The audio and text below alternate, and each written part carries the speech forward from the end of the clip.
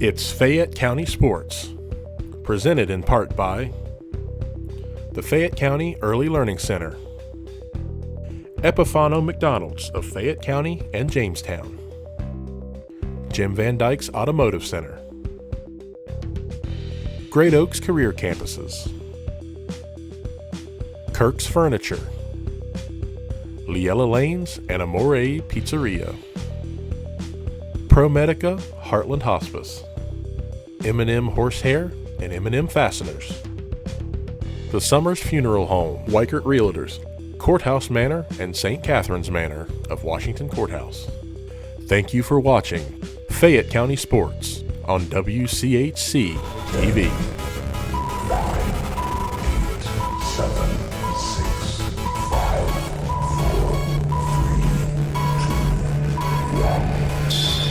1, 0.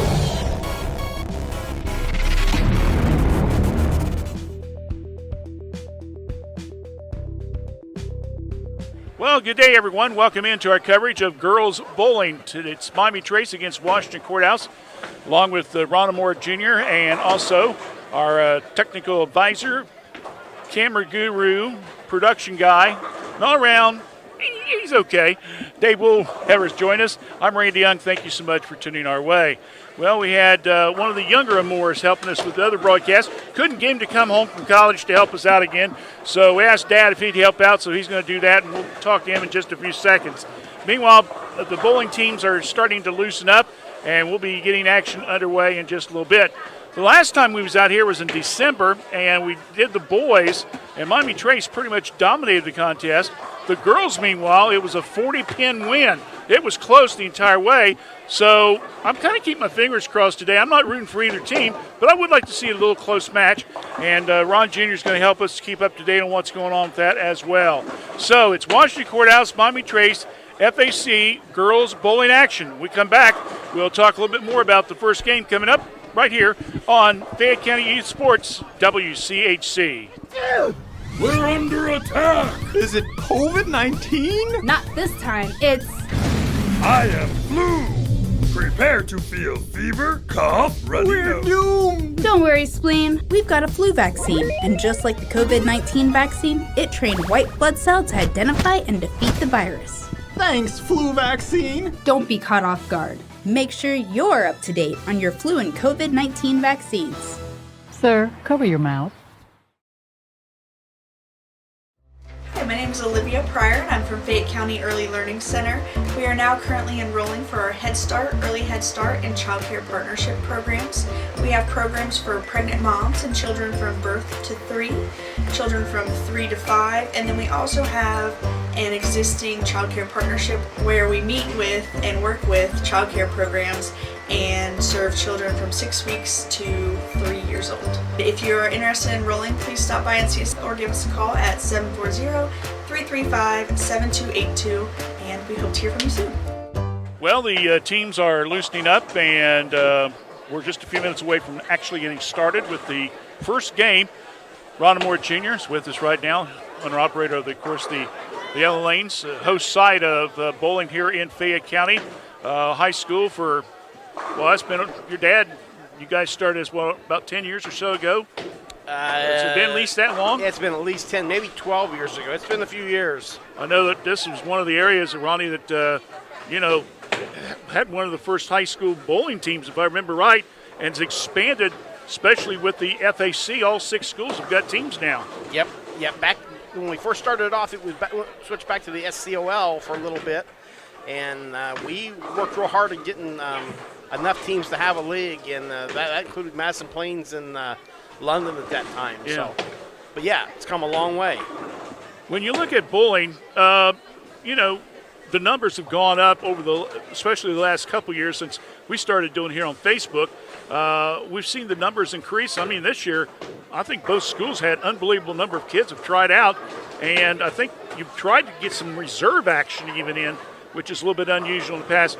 What seems to be the increase in the interest? Right now, bowling in general is just coming back gangbusters all across the country. We just got done with our midwinter meetings on the national level, and it's the same thing all the way. I don't know that answer, but I'm glad it's back, and it's getting stronger all the time. I know one of the things you guys pride in, you always advertised it when I was at the station, and also now you guys are with us, help sponsor on Facebook and YouTube as well, is the fact that, you have those youth leagues and stuff like that. Have you seen a lot of those young people working their way up the system? When those kids can move up through the system, they become pretty much superstars at this level. A lot of the high school kids, though, come in and they start bowling their freshman year, and then we have to teach from there and get him gone. And the coaches we have done a good job on a lot of the cases of making those kids very, very good bowlers. Of course, one of the things I think is the key is that you guys are pretty consistent on your coaches. I mean, your dad has coached the boys forever. Your wife has coached the girls at Miami Trace. Your son now at Courthouse. I think he's done that now for about half a dozen years, something like that. Yep. Bucky Colley, I think everybody knows Bucky. He's a good bowler as well. He's taken over the Courthouse program. So you have people that do have good background in bowling stuff, and I guess it may be like a kind of a pay forward to invest into young people? Yes, I believe so. And like you said, the coaches that we have, they care about the kids. They care about the sport. They all love the sport. And they're all excited. You talk to them and getting these kids involved in the sport, teach them and making them better. So, like you say, pay it forward. This is maybe someday that these kids will do the same.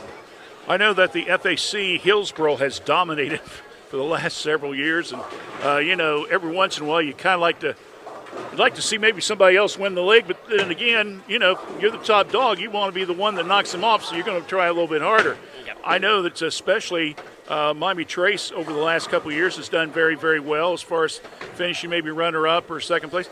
But another factor is that you guys have been able, from both school systems, you have had some bowlers that have qualified for the state bowling tournaments. Yes, we have. State, and if you back it up just for the league, we have had Bowler of the Year ever since that the FAC come back into existence, I believe. The 1 year we did not have it here. Liella Lanes and Wellston had it from the gentleman down there from Jackson. Uh-huh. But we always have honorable mention or whatever you call the league. All league teams, yeah. All league teams. Yeah. So we've always had lots of bowlers in that. And like I say, we have had the top bowler of the league for many years. Last year was Jake Beavers, and I think he's in the running right now with Zach Eisen out of Hillsboro. And I think last I heard, Jake was leading by like 2 pins on average. Really? Wow. So it's close. I know that before we get started here, kind of watching the coaches give last-minute instructions. That's interesting, son and mom coaching against each other. I see they still talk to each other, right? If one beats the other one? Yeah, might be quiet for a little bit. No, it's not that big a deal. I look at the rosters here real quickly. Miami Trace, one of the names that just popped right off. And at least Diane Amore told us that she'll be in the number 5 slot. Honesty Evans. Honesty went to the state last year as a sophomore. Yes, she did. And she's one that come up through our junior league. She has some experience prior to this high school meet, and she has done very well. I look at Washington Courthouse and their lineup and talk to your son Anthony, and you got the Bailey sisters, that have starting to come on. They're very young, but they're very key. And in fact, I look at both teams. I don't think either team has more. If they have a senior, I don't know about it. I think most of them are underclassmen, maybe 1 or 2 at the most. There's one on Courthouse, and I don't know who that is because she's, I think, new this year. And the Bailey girls, Grace bowled last year, and she has learned a lot. She has come a long, long way. And her sister's starting out doing quite well. Anthony's always giving reports saying that they're just keep getting better and better. So anyone could win this thing tonight. Anyone could. I mean, it's always a close match. So we'll see what happens. If you watched our coverage in the past, you know that bowling is not like what you would think when you was maybe a young kid, where you just go and you just roll the ball. Everybody sits down. Oh, it's nice, very, very nice. I mean, these people get into it, and the boys are right directly behind us, and they are very loud. Yes. But wait till the girls get warmed up. They're going to be even louder. So it's going to be a very, very high-octane level tonight of kids supporting their teammates. So it should be really interesting on how things go. So I'm looking over here, and I believe we may be getting started. Priscilla Wilson from Miami Trace, who's a sophomore. Or I guess we're doing the last roll-throughs. Is that it? Nope, they actually started. That was a 9-pin count for her. Okay. And it looks like courthouse, it's Grace Bailey who just rolled. Grace got a 6-pin count.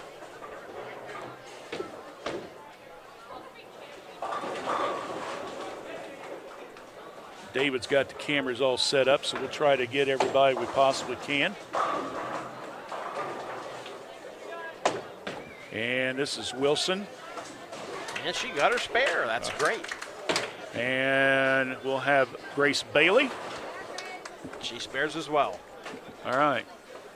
So each of the first the top slot or number 1 slot bowlers from each team is bowled.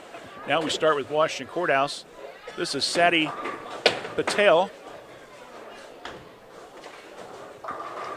And she strikes.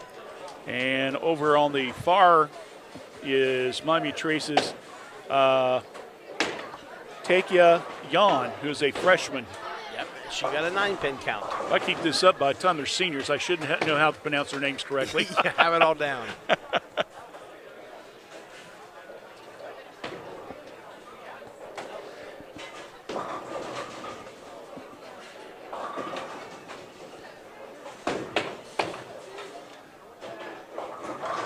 And there's another strike for Courthouse. That's that was Kate Bailey? no. No? Well, Yeah, that was Kate Bailey. that's Kate. Okay. Yeah. And another spare for Miami Trace. We're in the right order. This will be Addie Madison. Okay, and Addie's got a 9-pin count. And for Miami Trace, go to their next bowler. Rubbing that bowling ball down pretty effectively. We'll talk about lanes and all that stuff here during the broadcast. This is Combs. And she strikes. Ansley Combs. This is Mason. And she got her spare. All righty.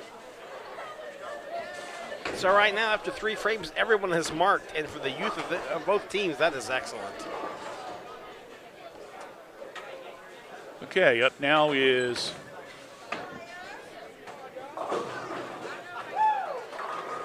Vanessa Thomas. So I think they switched him on us. I think Canessa is the 4th slot, and Combs is in the number 3 slot. And she just got a strike. Now we know who this one is from Miami Trace. This is Honesty Evans. Oh, 9-pin count. She threw a very nice ball. Kind of tugged it up in the oil just a little bit and slid on her just a little bit. Meanwhile, we'll get ready for Washington Courthouse.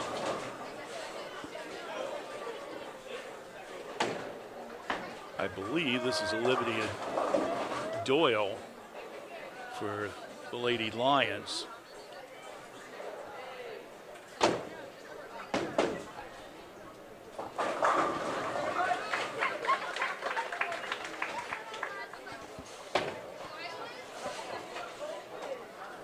And she gets her spare. All of the Blue Lions have marked the first frame. Okay, and Evans, and I could tell by her reaction she missed, huh? She missed. Yes, tugged the ball just a little bit again. Sometimes you get them jitters going and the adrenaline gets going and you try to help the ball a little bit. All right, Washington Courthouse now up. Lucia Wilson.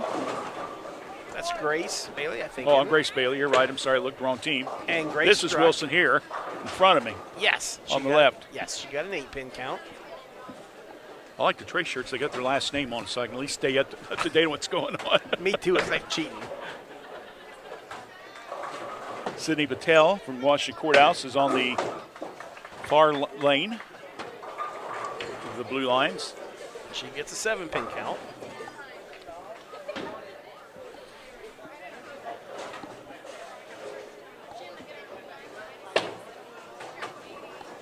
Wilson, the And lefty. Missed her spare. Is it harder to bowl left-handed or right-handed? For me, as long as it's right-handed, I'm good. Left-handed, Okay. I can't do. You have a little advantage bowling left-handed because there's not many left-handers, so the oil doesn't change on you quite as much. Okay. So there is an advantage there. Okay, Patel wraps up for Courthouse. This will bring up take Jan, freshman. Sophomore, freshman, junior starting for Miami Trace. I think Courthouse is all underclassmen as well. I believe so.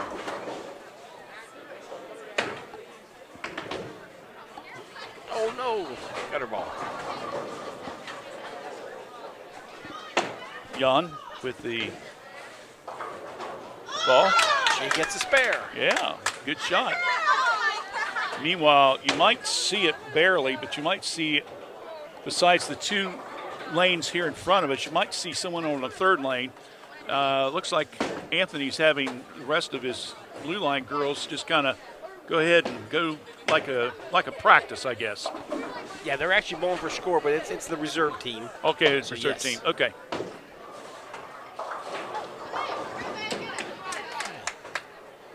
Miami Trace gets a 8-pin count there. Combs.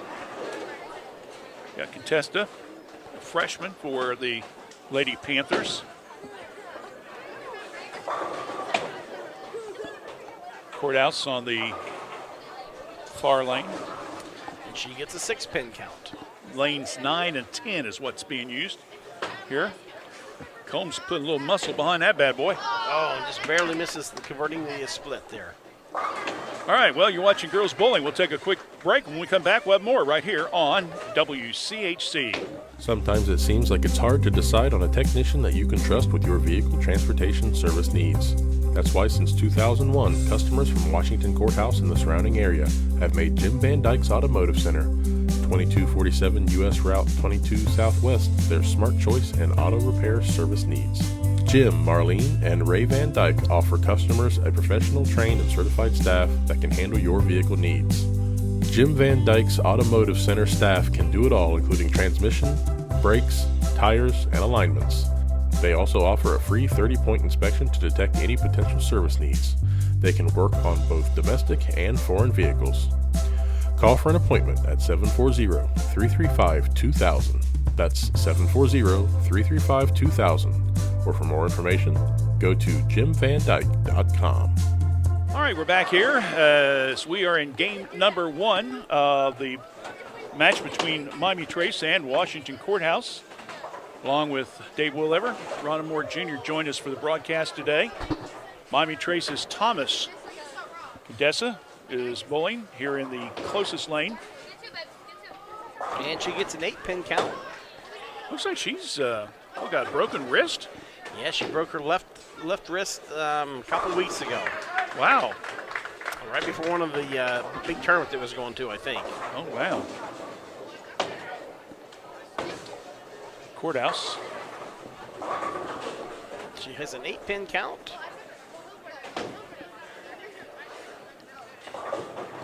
I think that's Doyle for Courthouse. I believe that is. Yeah.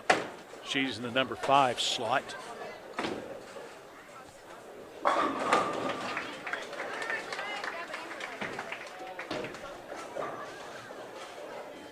Again, we play 10 frames.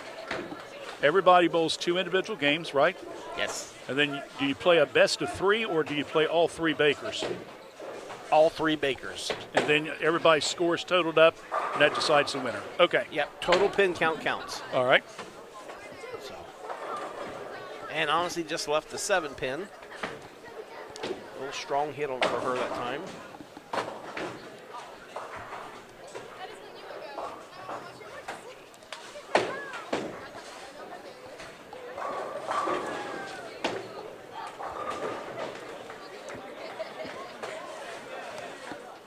Evans right in front of us. Honestly, converts her spare.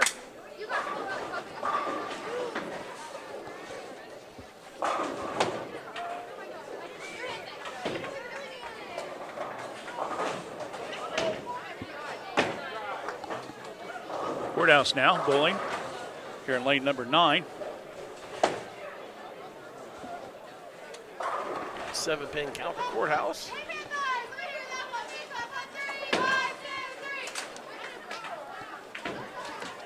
I got so many papers in front of me, I can't keep things straight. Just hang in there with me.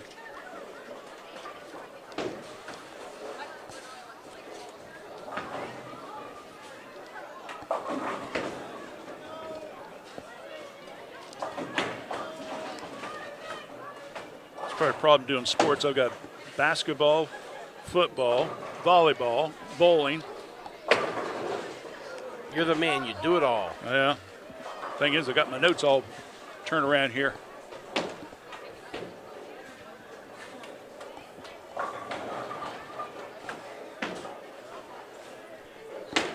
City Patel, Courthouse is right in front of us. She will be bowling for the Lady Lions.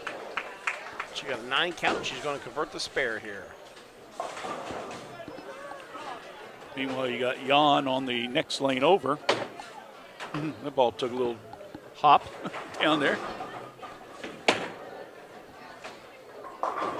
You guys got to do a lot of work on these lanes. I mean, you know, you get the average person even comes in and probably drops that ball on those lanes every once in a while, don't they? Yeah, well, these lanes are synthetics, and you can take a hammer and beat them and nothing happens, but you can scratch them. They scratch easily. Really? So the balls do not hurt them, believe it or not. Huh. So you haven't seen me bowling in a long time, so That you don't want to say that too long.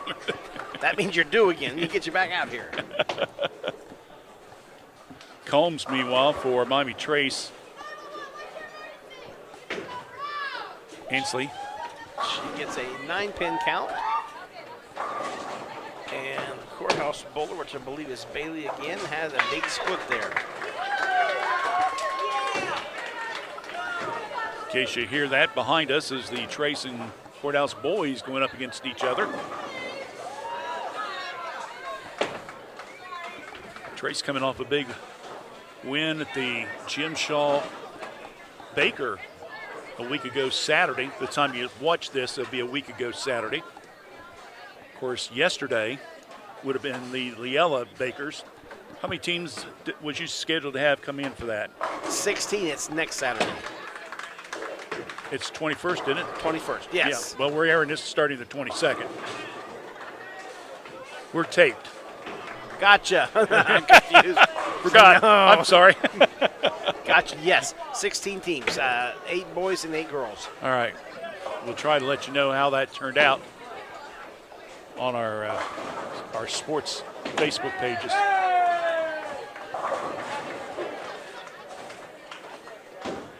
We'll update you on the scoring here in just a little bit. Kind of let them get some frames in. Right now, the girls are trying to help their team out while bowling in the individual games. Vanessa Thomas, Miami Trace on the lane number 10. Just barely misses that, converting that spare.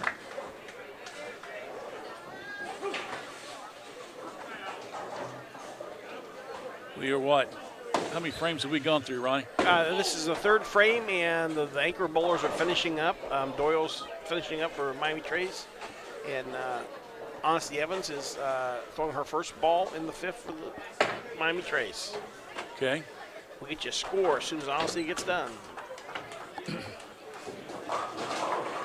Evans. 6-pin count.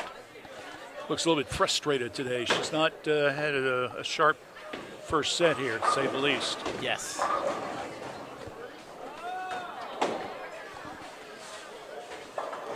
She'll try to finish it up. Looks like Courthouse has got, what, a 200? Yes, Courthouse has 200. We'll see what Honesty bowls here, and then we'll tell you where Trace is at. She got a spare, so it'll be about 189. All right, so it's 200 to 189. We've got 3 frames in. Game number 1.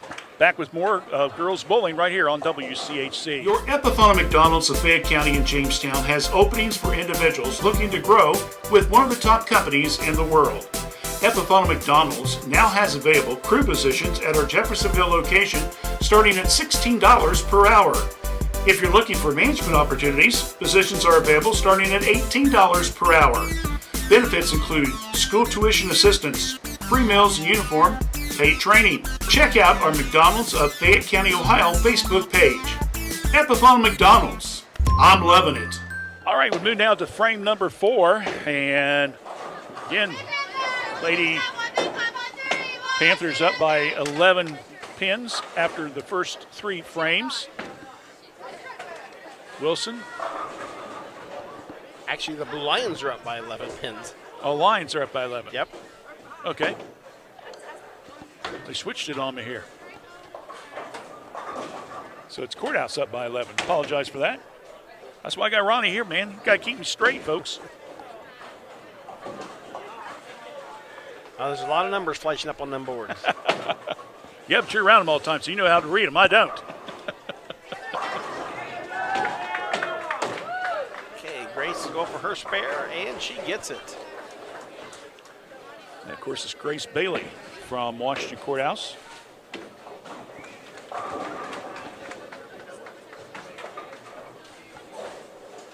Grace is a junior. And she started as a freshman, and as far as I know, that's the first time she threw a ball. Wow. So she's done quite well. Anthony's worked a lot with her. Or I should say Coach Amor, I guess.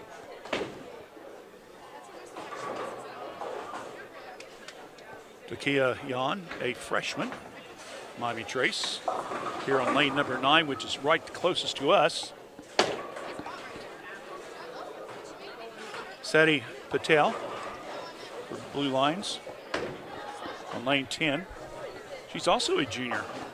Yeah, she's come a long way, too. I know the coach has been working with her a lot, and she's come a long way.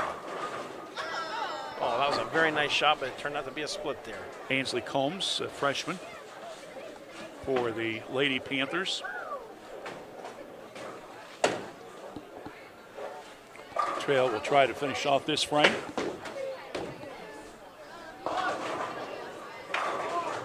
Leaves 1. It's a good try, though.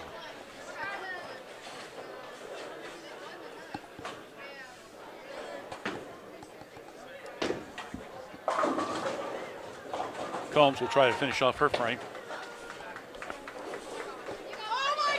Oh, and almost converts the split.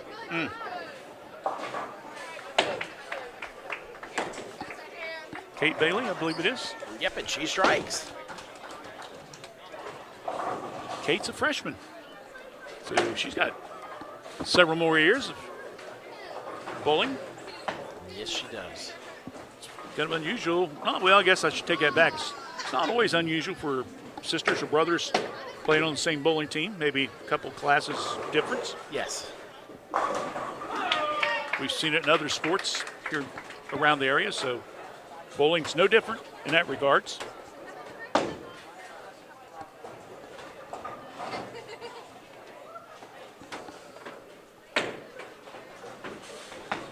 Dessa Thomas, a freshman, up the bowl.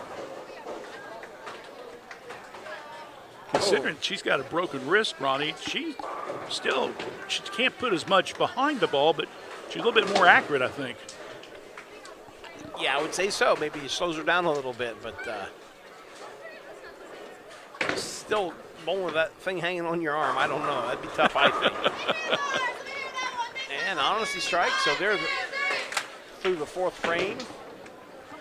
And we got one more frame from Washington, and we'll get you another score update here. All righty. And we'll try to do like after every other frame or whatever, just to kind of keep you up to date on what's going on. One of the big changes as we continue to watch the girls bowl is the fact with the reclassification this year by the Ohio High School Athletic Association, Blue Lions, among several teams in not only the FAC but also in this area that's got bumped up to Division I. I think that might make it just a little bit more tougher, wouldn't you think? Especially, I think they have to go along with Trace, and I believe it's Hillsborough. They got to go to the Southwest District. Yes.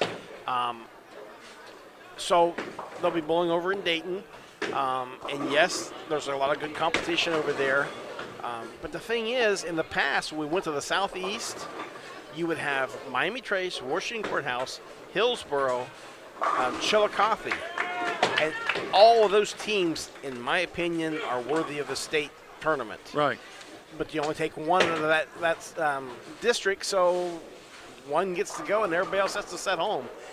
You go over towards Dayton, you get 10 to advance on. So I think that's going to be a good thing for our local teams. I really believe that. Well, I think it also increases the chance as well, because I was looking it up a little bit this afternoon before we started recording the event. Is, if I'm reading it right, the boys will get 4 teams and individuals going to state, and the girls will get 5. So as you mentioned, it's going to expand their possibility of going to the state in Division I. Yes. They could finish second, third, and bowl one of the best games they ever did, but in the Southeast, if you're second or third, you don't get to go. That's right. If you don't win it. And you can have a really good team and miss just by a little bit. And again, you're worthy of the state tournament, but you just don't make it. So yeah, and we've unfortunately have seen that happen to several of our FHA schools in the past, where they'll come in a very close second or third place, and they didn't finish first, so they're stuck. yeah.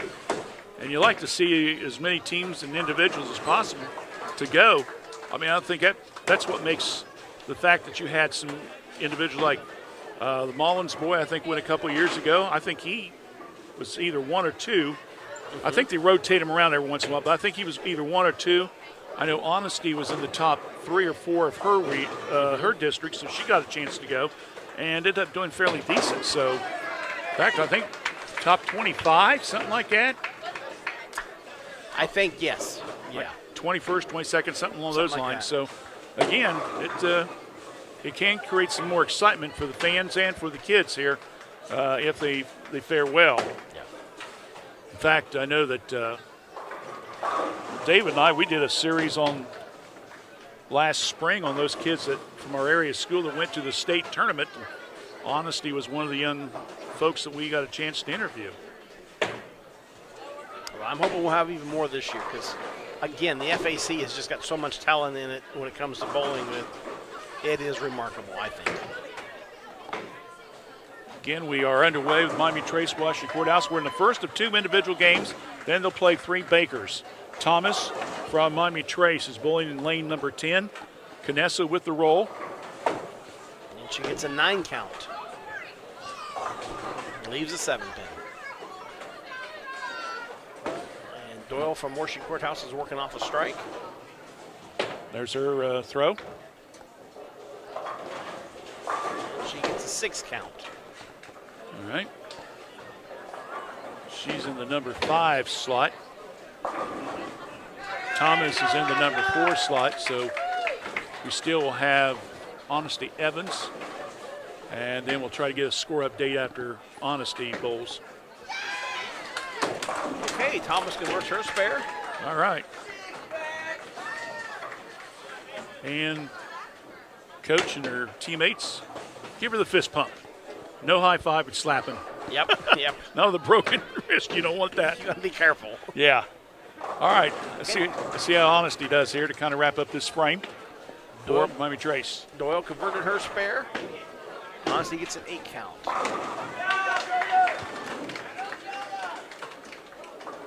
So after 5 frames, Washington Courthouse is at 349.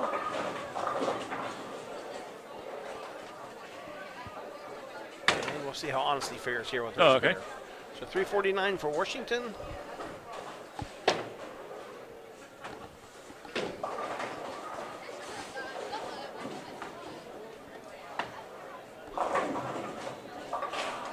And Honesty opens.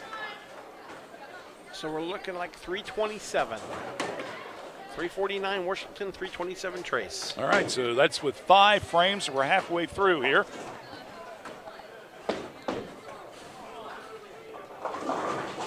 So we'll get ready now to start frame number 6. Scylla Wilson for the Lady Panthers, while it's Grace Bailey for the Lady Lions. Grace has a rough leave there, and so did Wilson. She missed most of hers. FAC's coming up on the 7th of February. Be down Chillicothe this year.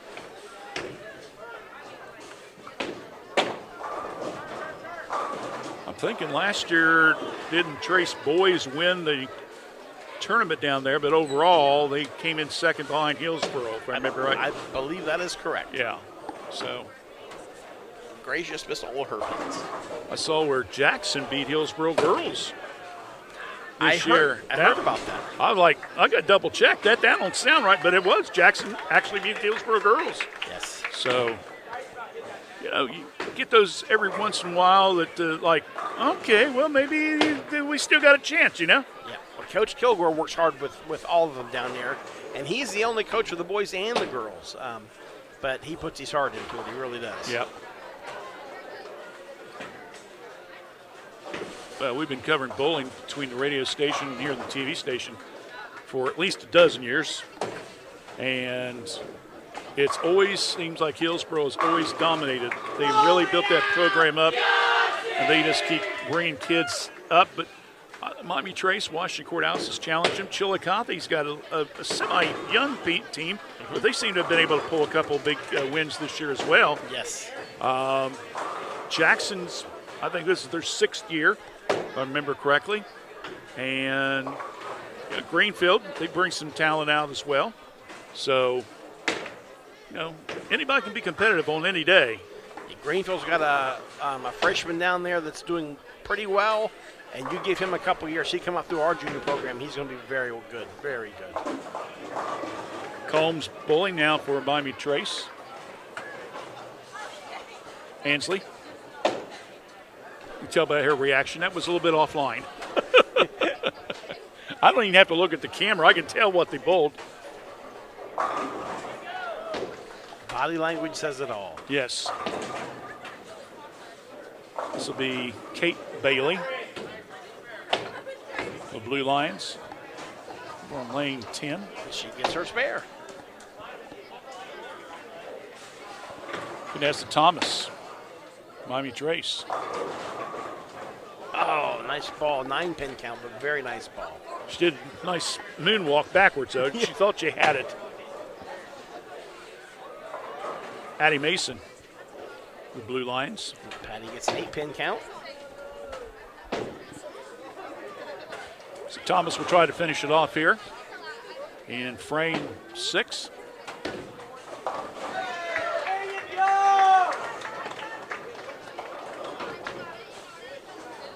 Oh, she barely misses.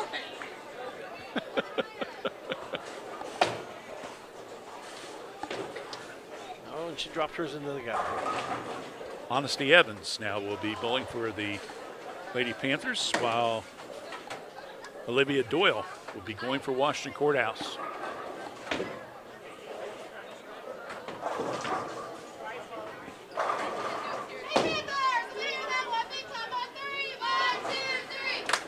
Honesty strikes.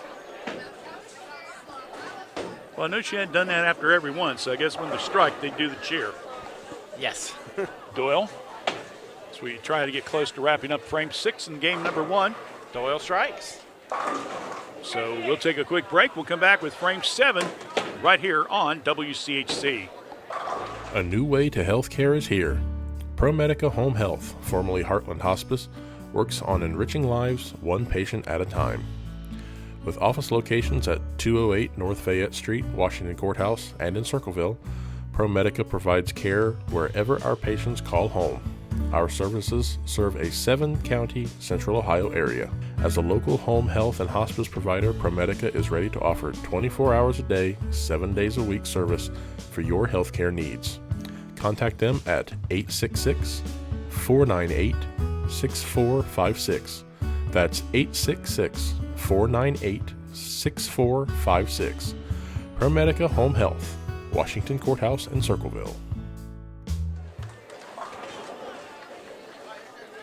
All right, we're back here at frame number 7, Washington Courthouse, Miami Trace doing battle. And for the Blue Lions, Grace Bailey just threw and got a strike.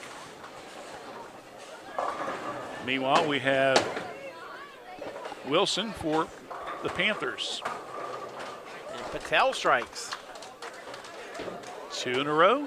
2 in a row for Washington. Again, we're in frame number 7 of 10. Wilson trying to finish it off. She leaves 3, so she ended up with 7 that frame. Kate Bailey will try to make it 3 in a row for the Lady Lions, and she had left one, and it was wiggling. yep, it's the young jinx again. Yep. Happens every time, doesn't it, David? Talk about free throw shooting and all that stuff. They're perfect. Nap, they miss. Shouldn't have said anything.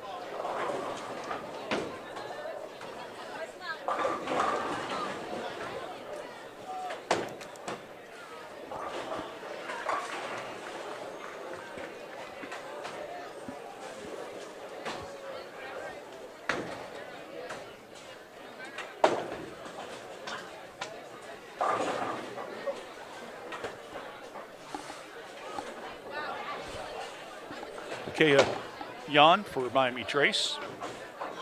And she chops her spare.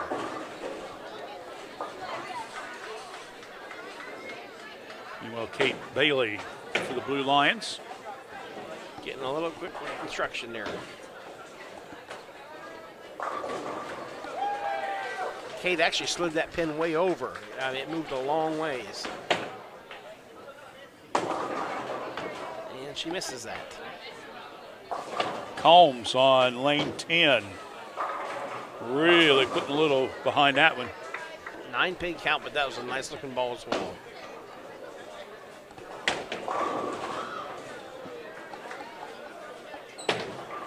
Patty Mason. Patty strikes. So that's what, 4 out of 5? Yes. Yes. Something like that. So, Yep. 4 out of 5. no, check it. 3 out of 4. Bailey didn't hit one. She missed it. Remember? Yes. I jinxed her. If you go back to the 5th frame, though, the anchor bowler, Doyle struck then too. So. Oh, okay. So then you got 4 out of 5. Yeah, you're right. See, I don't look at the scoreboard and all of saw numbers. You know better than I do about that. And she strikes again. All right, on a roll here. Double for her, and everybody struck that frame. Pardon the pun. Thomas, meanwhile, from Miami Trace. And the emotion says it all. 9-pin, and it was wiggling hard, and it stood. Wilson, I believe this starts frame number 8. Am I right? Am I online here? I believe so. Here, let me see when the score gets up there. Yes. Okay. Yes. Oh, we're doing pretty good, keeping that track on the frames there. Trace is finishing up on the other side as well. Thomas. As she picked up the spare. She got her spare. Doing the super pump. Gotta be careful with that cast. Yeah. And a spare there as well. That, of course, was Wilson from Miami Trace.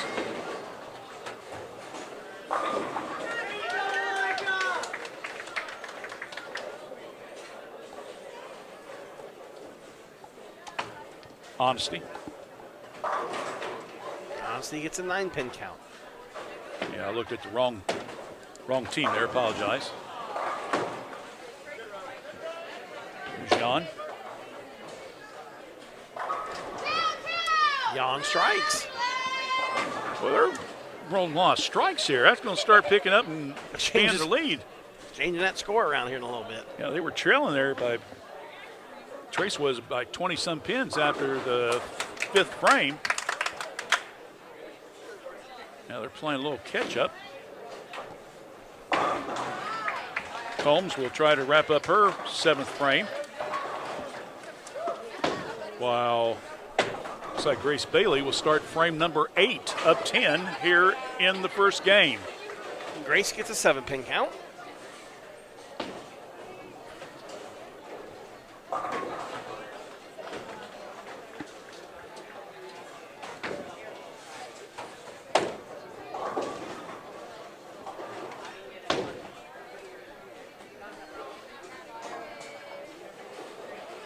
Combs.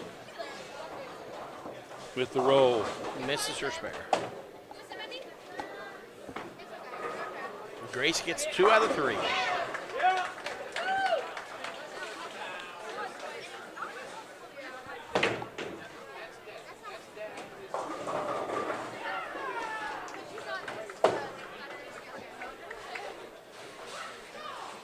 Thomas now from Miami Trace here on the near lane.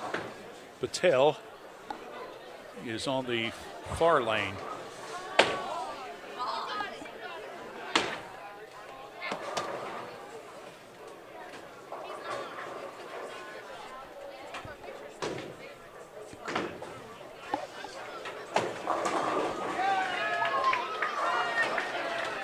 Getting some coaching from not only the coach but some of her teammates as well.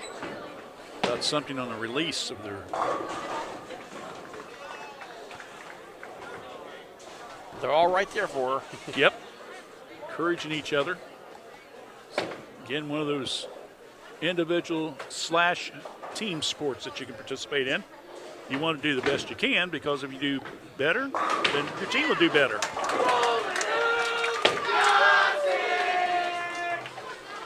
Well, the boys are doing pretty good over there.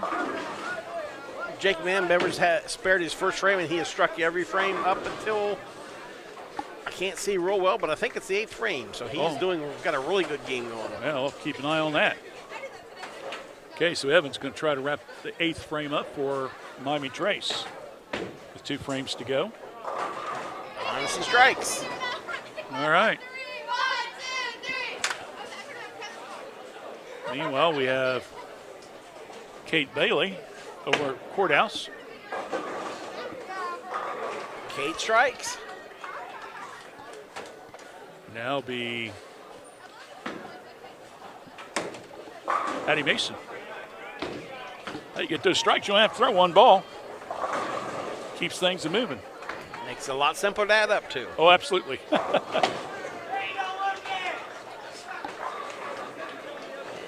she gets a 6-pin count, 7-pin count.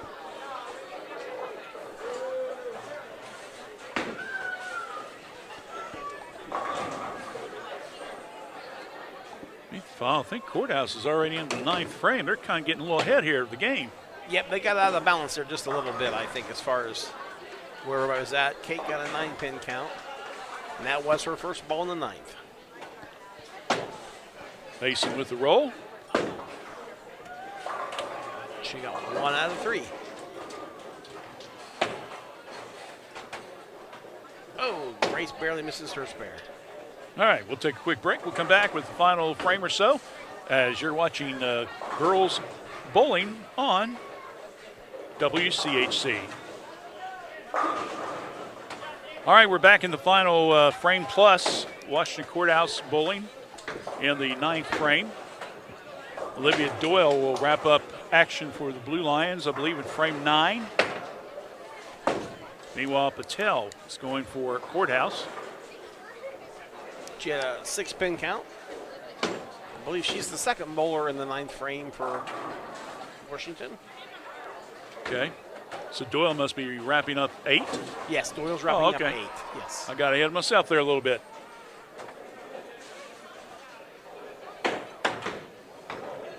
So again, they kind of got a little out of order, so we'll try to get it called up here a little bit.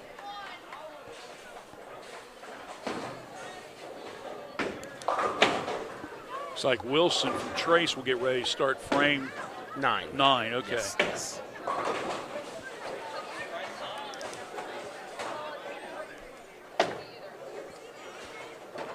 We'll have a short break between the first and second game and then come back with game 2. And then the 3 Baker games.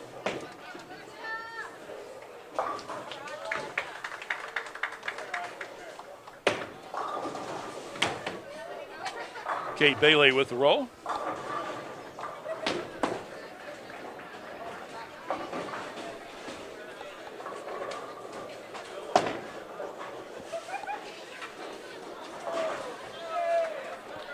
And Miami Trace misses all of them there. That was Wilson. Don't forget, we got a lot of sports coming up this week. We'll have a boys game on Tuesday night girls game Wednesday night. Another girls game Thursday. Boys Friday and girls Saturday afternoon. Western Brown Courthouse boys on Tuesday night. Chillicothe Miami Trace girls on Wednesday. Courthouse boys and Hillsborough boys on Friday, and then Waverly at Courthouse Saturday afternoon. So we will be quite busy next week as we're heading close to all the tournament draws coming up. Girls, I believe, is the last Sunday. I think your bowling is the first Sunday in February, if I'm looking right, for Division One. Division One, yeah. Because you guys are the week after Division Two. Boys will have their tournament draw the first Sunday in February. So, again,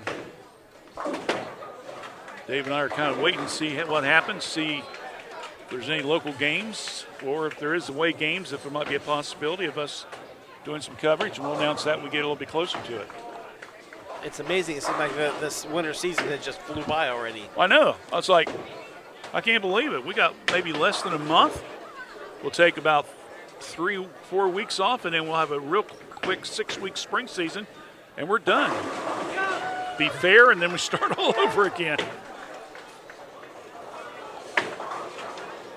Okay, Doyle gets a 9-pin count. Another nice ball. Combs for Miami Trace. So we're in frame number 9, I believe. Yep, she covers her spare. We'll just update you after the 10th frame. Right now, Washington's pulling ahead a little bit, it looks like. So. Oh, okay. Even though there's strikes? Right now, the way it stands, they're a bowler ahead, but they're almost 100 pins ahead. So. Really? Wow. Yep. Washington, that is. I'm not sure I said that right, but Washington's ahead. Yeah. Like I say, Trace had that run there. I think 4 out of 5 had strikes, but. That was Washington. Well, that was Washington. That was Washington, yes. Oh, okay, yes. It wasn't Trace. That's why they pulled ahead. Oh, okay, that makes sense now. Yes.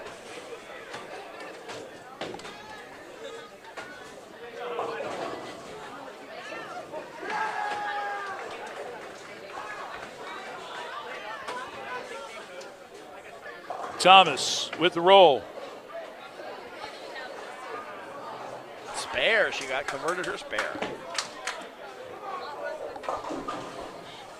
Wilson for Miami Trace. Wilson gets a 7-pin count. She pulled it up on the nose just a little bit. I believe she's in the. She started the 10th frame, did she? She started the 10th. Honesty's finishing up the 9th. All right, so we're getting toward the end of the first game here.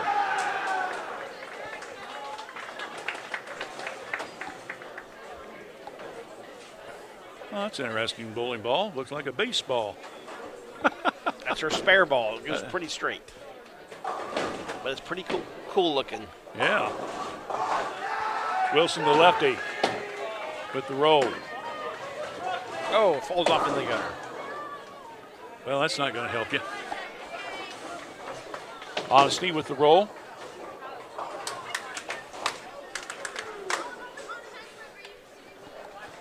And Honesty got her spare.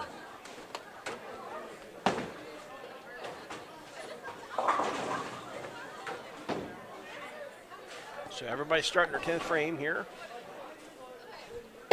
Jan for Miami Trace. Oh, split.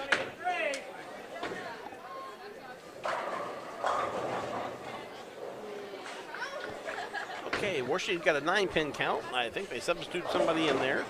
Yeah, that looks like Havana Villalobos. Glad you pronounced that. We had her and her sister for the soccer game. Okay, then you're experienced. Well, I don't know if I still did it right, but it was close enough. I hate to mess people's names up.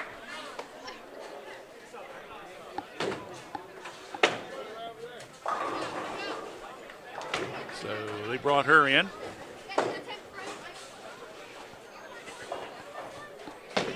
Okay, Patel for the first ball. And she has a 7-pin count. Of course, you can bowl up to 7 into varsity. Yep. 5 plus 2 subs. Yes. And the coaches will mix it up every once in a while. Some of them will be in the baker. Some will maybe do a frame or 2 here and then go out and then come back in. And so we'll try to stay on top of the names best we can here.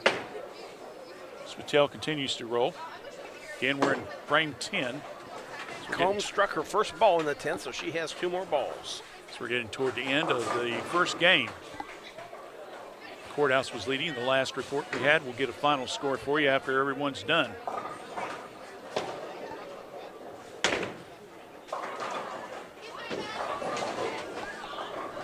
Ansley Combs for Miami Trace. One of 3 freshmen starting for Coach Amore.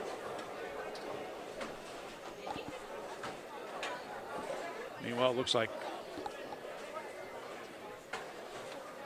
Courthouse is kind of waiting a little bit. Now it'll be Kate Bailey, the number 3 slot.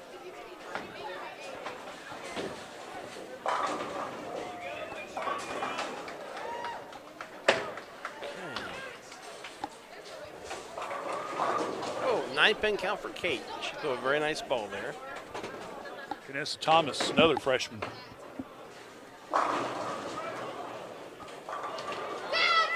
Contested strikes. I take it as a strike. That was a Brooklyn strike. It crossed over to the other side. That's what they were cheering about there. Really? Okay.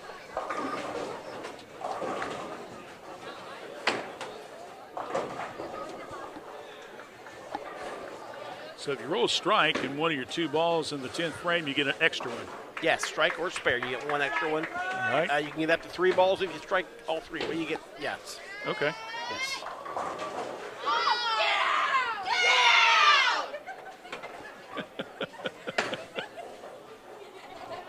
The days of being quiet at bowling have long gone, haven't they, David? That's all right. We love to see the youth have fun. They have a good time. Absolutely. Trace is starting to catch up here. Washington's having a lot of problems picking up spares here in the last the 10th frame. And Mason. spares hurt. She strikes. Much needed, to say the least. Absolutely. Especially here in the 10th frame.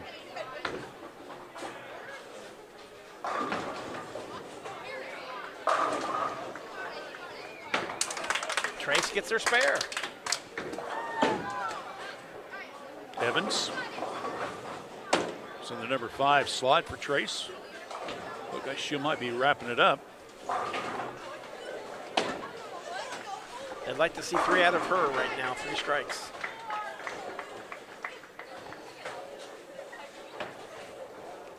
Mason looking up at the scoreboard, see where she's at. 9-pin count for honesty.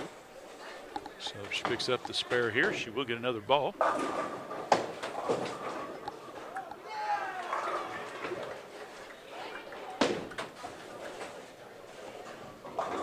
Using that baseball bowling ball there, David.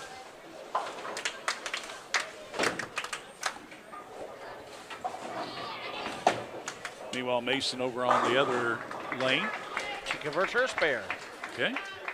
She had a strike and a spare that in the 10th frame. Okay, and that should bring up our last bowler, Doyle for Washington Courthouse. Honesty with an 8-pin count. I believe it's 695 for Miami Trace. Okay.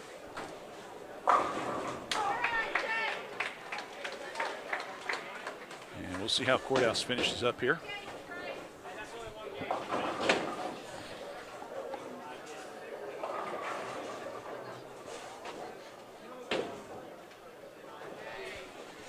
Doyle gets an 8-pin count. She'll try to finish it off, get the spare.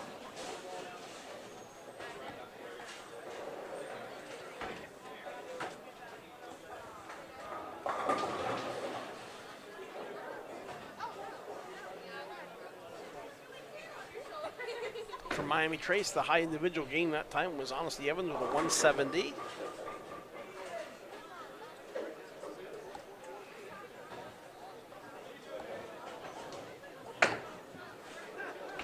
Doyle with a spare. Okay. So she'll get one more opportunity here.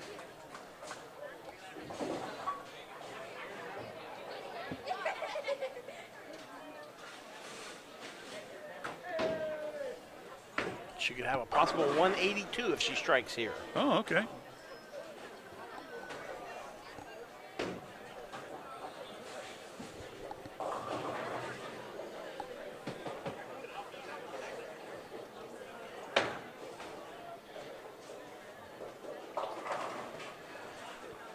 Six-pin count. All right. So 721 for the Lady Lions and 695 for the Miami Trace. All right, so Washington Courthouse wins game number 1 of the individual games.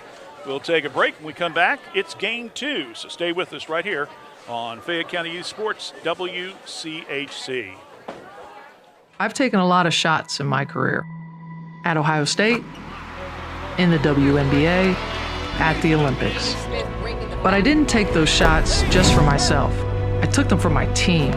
When it came to taking the COVID shot, I did it for the same reason, for my family, my friends, and my community. Because we are a team. I took my shot.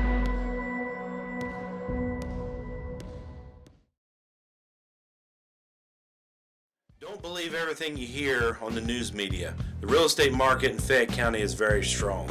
My name is Jason Langley, broker and owner of Weichert Realtors, Langley Campbell Company in Washington Courthouse. We also have locations in Plain City and London, Ohio. Don't believe the news media. The market is strong. Although interest rates are higher than they have been in several years, don't let that deter you from picking out the home of your dreams. At Weichert Realtors, Langley Campbell Company, let us help you make that happen. Give us a call at 740-335-2100 and let's pick out the future home of your dreams. Okay, Grace Bailey with an 8-pin count in the first frame of the second game. They just keep them moving, don't they? Yes, they do. Wilson with a strike for Miami Trace. About an hour into the coverage here. Again, this was taped on Thursday afternoon. Gave Dave a couple days to get all the production stuff done and get it all cleaned up. And we hope that you're enjoying the viewership. I think we had, 2.5 hours the last time? So these are not short broadcasts, but we hope that you enjoy them. Snyder has a 9-pin count for Miami Trace, and Patel on lane 10 with an 8-pin count. Ron Moore Jr. joined us here on the broadcast. Appreciate all his help. Dave Woolever taking care of all the production stuff. Me, I'm just drinking lemonade and writing down numbers and making sure we get all the commercials in. Hey, we got a spare for Malik Snyder. In other words, folks, everybody knows what the role is. And we just get out of the way and let them do it. Absolutely. In case you're just tuning in, Courthouse won the first game, 721 to 695. I think it was Doyle and Evans had the best games for Courthouse and Trace, respectively. Yes, that is correct. I know Honesty had a 170. I don't know if we got Doyle's score or not. I believe it was 178, but that sounds about right. Because she was short on the last ball, about 3 or 4 pins? 4 pins. Yeah, you said if she got it, it would have been a 182. That is correct. So yeah, I think 178 would have been right. Meanwhile, we have Kate Bailey. She throws a gutter ball. And that did not make the coach smile. No.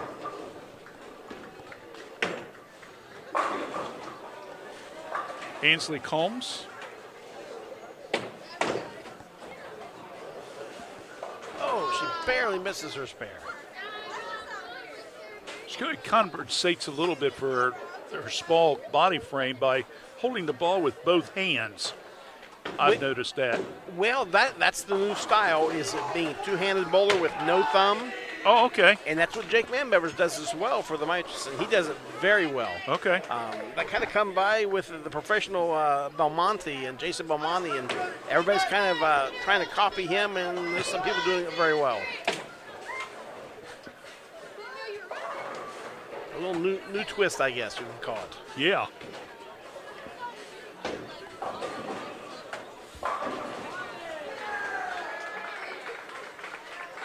Meanwhile, we're getting ready for Mason and Evans, Courthouse and Miami Trace, respectively. So we're in frame number 1 of game number 2. Courthouse already up 721 to 695. But again, we'll add the score for game number 2, and then they'll play the Baker. And we'll explain the Baker a little bit later on, but those bad boys usually go pretty quick. So again, we'll explain that as we get a little bit closer to it.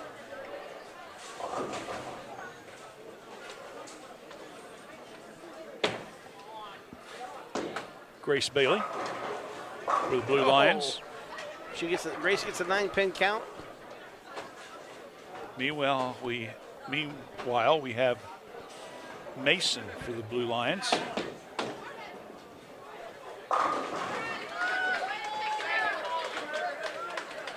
Well, it registered a strike. Maybe it must have been a late falling pin. Tell. The Lady Lions.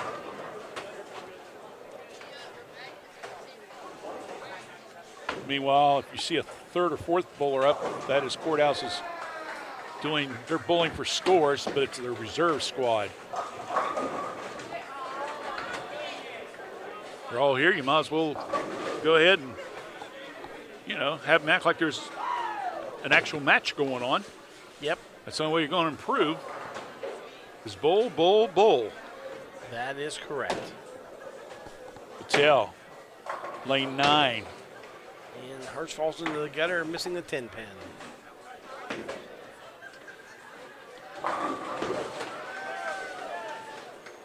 So did Trace get way ahead, or is that about 4 or 5 straight Courthouse girls bowling here? Yeah, Trace got ahead because they had 3 strikes the first frame, 1 spare and 1 open. Them strikes go a lot quicker, so they got done fast. All right, so that's why Courthouse is kind of trying to catch up here a little bit. All right. Yes. Doyle again. Got 2 out of 5 there. Kate Bailey.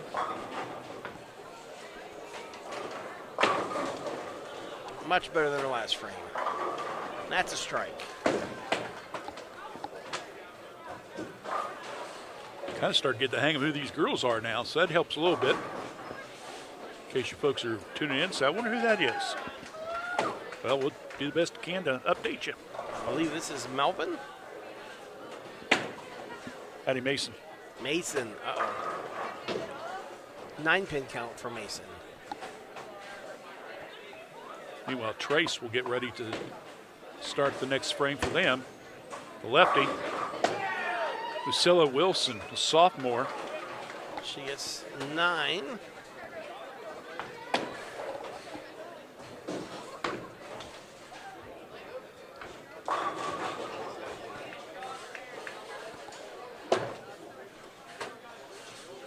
Oh, barely misses that spare. Comes Snyder. Snyder strikes. Kylie Snyder, sophomore, her first appearance of the day. She did not bowl in the first set.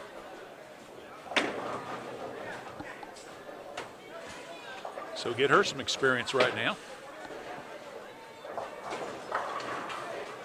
Doyle gets a 9-pin count. Meanwhile, we have Combs. Ansley Combs from Miami Trace. She strikes as well. So I'll bring up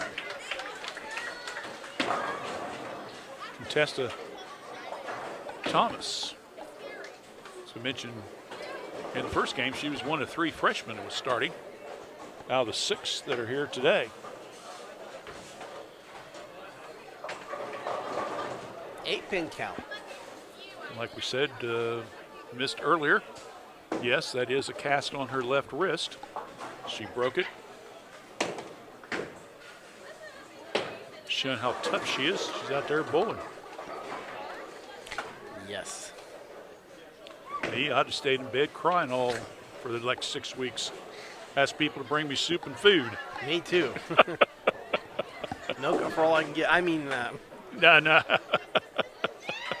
oh, barely misses the car spare there. While we're watching the girls here a little bit, Ron, I know that you guys stay on top of a lot of changes and stuff like that's going on in the bowling industry. What's maybe one or two of the big ones that's going on here in the last maybe year or two that maybe the public's not aware of, or unless you bowl in leagues and stuff? The biggest thing in the bowling industry right now, and it's not really affecting us, is these string pin machines, or the machine. Each pin has a string tied to a block way above it, and there's supposed to be a whole lot less mechanical calls, and at some point you still need a mechanic though, and they're not sanctioned by USBC yet, but USBC is working on it, and I think there's so much money involved that they probably will be sanctioned. But it's something that's the biggest change right now in the bowling industry, and it is huge. Wow. So basically, if you go to that, will everything still, like the ball return and all that stuff, still all be working? It'll all be the same, and I can't see us changing our machines out because ours run pretty good. Yeah. There are a lot of places where the machines don't run very good. All the mechanics have either retired or moved on to something else, and that's a problem. Just like, everybody has problems getting help anymore, and the mechanics are disappearing across the country. Our trade associations is even putting together schools to try to train new mechanics. It's kind of a rough thing right now. Wow.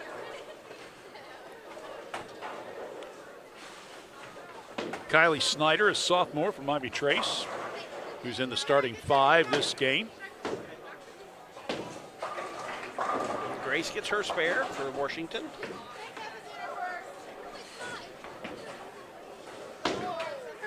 Patel will be up for the Lady Lions.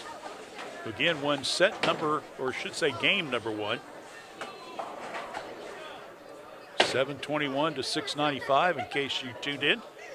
We'll go maybe to the 3rd or 4th frame, and then we'll update you on how things go here.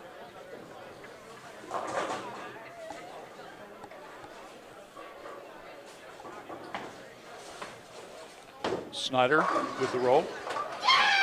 Nice spare. That was a tough spare. She made it look easy.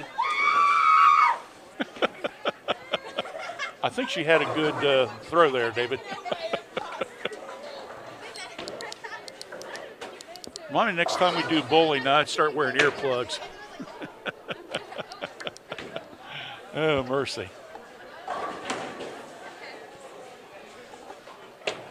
Combs with that unique toss of hers. And she strikes. Well, it works. That's all that matters, right? That's all that matters. I believe Combs' dad is a coach for Fairfield, I think. Okay. Pretty sure that's the case. Kate Bailey for Washington Courthouse in lane 10. Kate gets an 8-pin count. Meanwhile, Thomas for the Miami Trace in 9.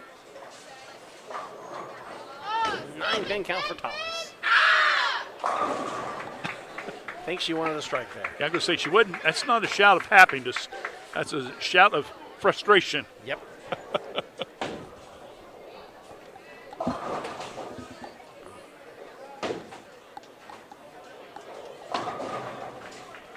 So she'll try to pick up the spare here.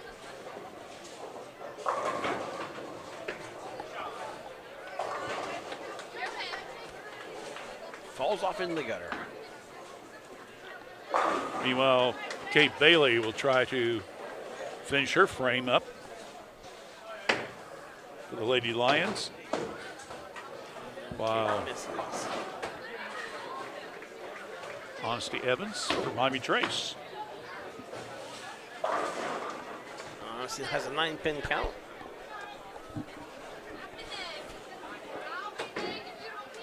Good crowd watching the contest today, boys and girls.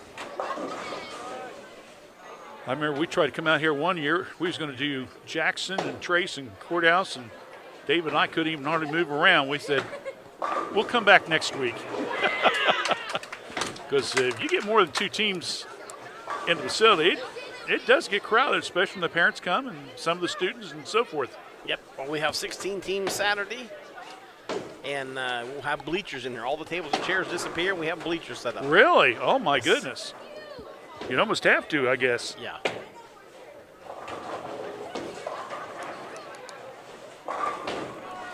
That, of course, was Grace Bailey. I believe they're starting what? Frame number 3 or 4?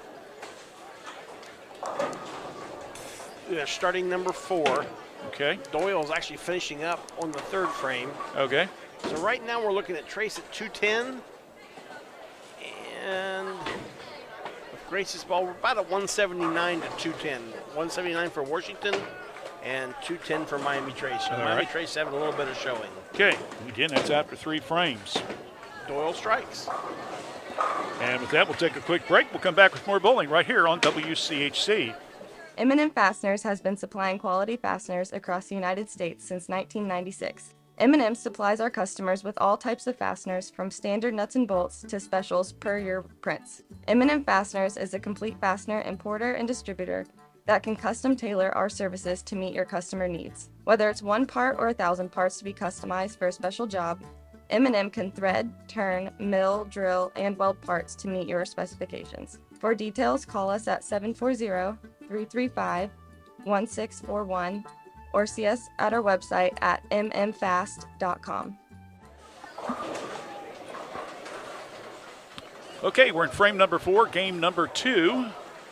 The Lions won game number 1, and they're leading game number 2 here by about 30-some pins. Tell in frame 4 is bowling. Meanwhile, it's Priscilla Wilson for Miami Trace in the far lane. Wilson had a gutter ball in her first ball. Don't you just get anything here, salvage the frame. She spares. Has a strike, but it only counts as a spare. Oh, jeez. It's all about timing, isn't it? That's exactly right.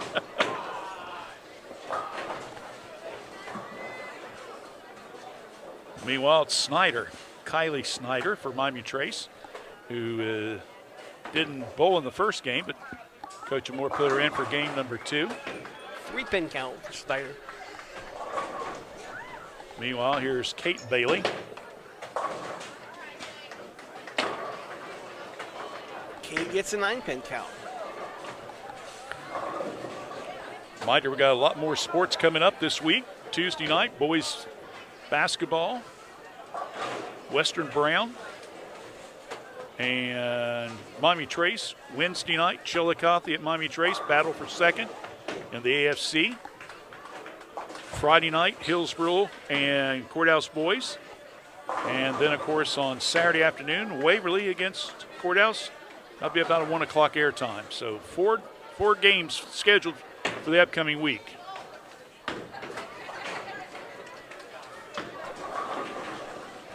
Yes, believe it or not, we are heading into the last month of the winter sports season. Does not seem possible.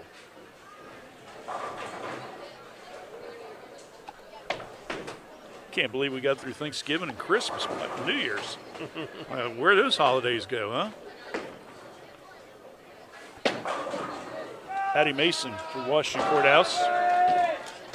Patty gets a strike. Nice looking ball. Combs, meanwhile, for Lady Panthers. She converts her spare. Ansley picking up the spare. Brings up Olivia Doyle, who had about a 178 in the first game to lead the Lady Lions, who, of course, won overall, 721 to 685. Doyle strikes. That's a double for her. Said, I don't know what happened, but it worked. Went on the And I'm Brooklyn sure side. Coach Moore is probably saying, I don't care what you did, just do it again. That's exactly right. Yeah, she pulled that over on the Brooklyn side and still struck pretty nice.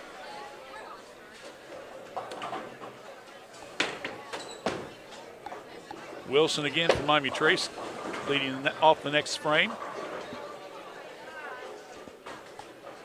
She gets a 5-pin count. Thomas. Oh, they're trying to catch up again. Yes. Courthouse keeps getting all those strikes and stuff. They're moving ahead. Yep. Trace has to kind of battle to stay with them. Yep.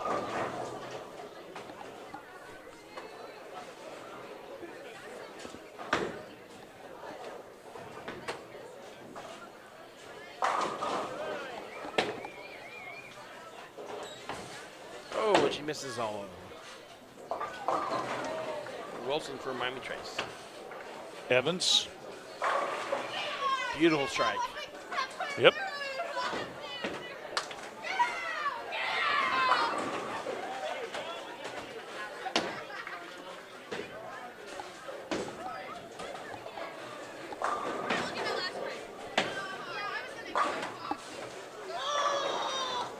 Grace has a real nice strike as well.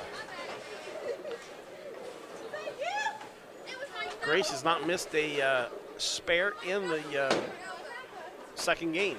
It's all been strikes or spares. Wow. Kylie Snyder from Miami Trace here in lane number 9. She gets an 8-pin count. Meanwhile, City Patel from Washington Courthouse over lane 10. Patel gets a 7-pin count. Missed the head pin by just a little bit there.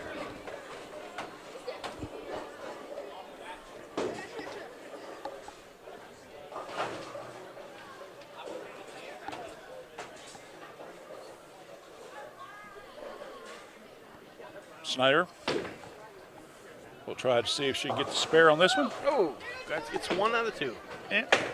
Not quite. It was rocking a little bit, but didn't want to go down. This, of course, is the second of 2. We always try to do one broadcast focusing on the boys. We did that back in December. Then we come back and do the girls next year. We do this again. We'll probably start off with the girls and do the boys. Kind of rotate a little bit.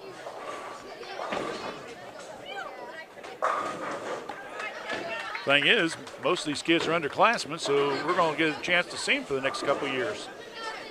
Absolutely. We can go back and watch the tape and see how their game has progressed over from a freshman to a senior. I'm sure you're going to see a lot of progression.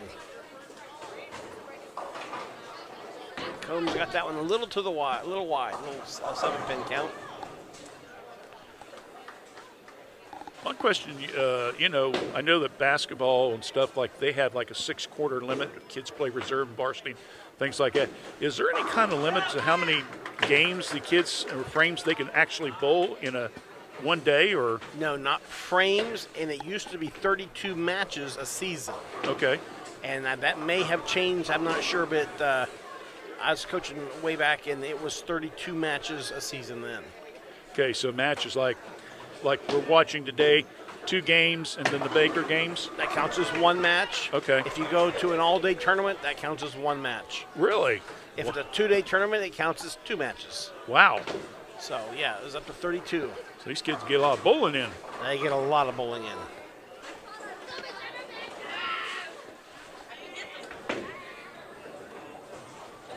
Addie Mason from Washington Courthouse, lane 10, getting ready to bowl.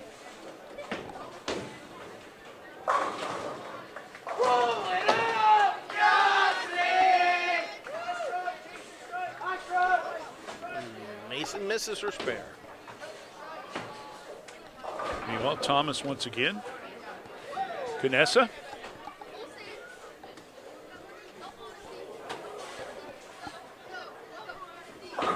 Don't forget, after we're completely done after the Baker games, like we did the boys, we'll pick a star of the match from Courthouse and one from Trace.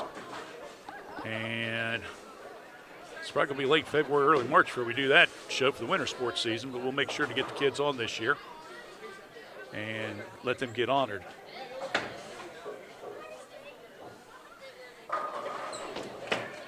And Doyle has a strike. And Honesty pulled hers up on the nose, the head pin, and let the split. Well, Honesty had a 170 in game number 1, and she'd probably be the first to tell you it wasn't one of her better games, but it did lead Trace. Yes, that is correct. She's trying to kind of get some things adjusted here in this game number 2 before they go to the Bakers.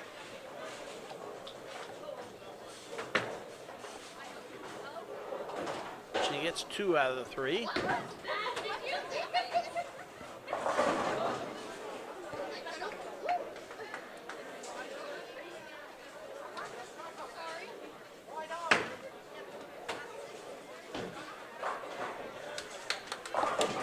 Okay, conversion on the spare over there. That was Wilson from Miami Trace. And Grace has a nice looking ball and leaves a 9-pin count.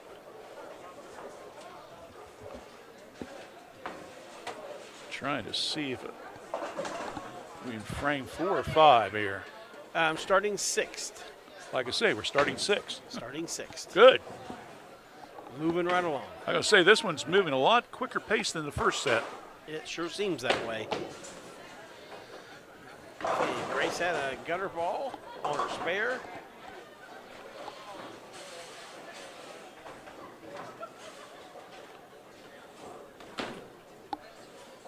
And a 3-pin count for Snyder.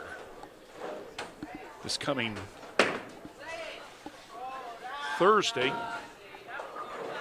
the 26th, Courthouse and Trace, I believe, have a home match against Jackson, and that will be senior night. Yes. It was originally scheduled for tonight, but they moved it back a week, so there's not a lot of seniors, but there will be some that will be honored, and that'll be on Thursday the 26th. As we mentioned before, this is recorded on the 19th, played back starting on the Sunday evening, 6. So if you're watching, it's a couple days old, but still gives you a chance to watch the girls in action here between Miami Trace and Washington Courthouse.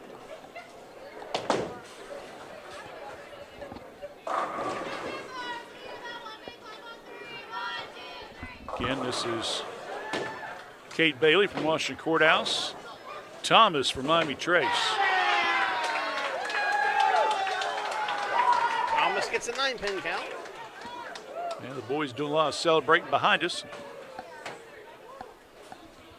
Trace especially, the boys have had an outstanding season. I think they've won a couple tournaments this year, if I remember correctly. Yes, they have won several. Right now, just at a glance, Washington's leading by 9 pins, I think, in the second game. I don't know about the first one, though. Okay. Thomas will try to wrap up her 6th frame.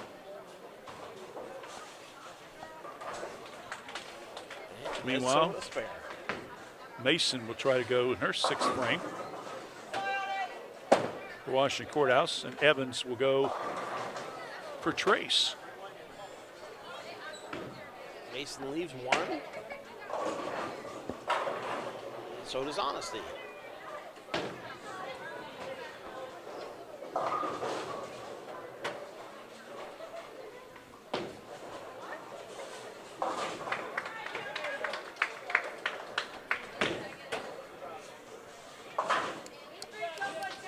Honesty will try to pick up spare here. Nice cover. She made that one look easy.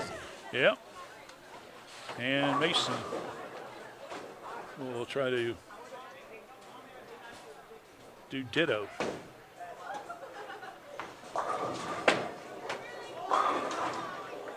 Oh, barely misses, Mason does. All right. So it looks like we got about 6 frames in. We'll update you on the score right after this. You're watching Girls Bowling on WCHC.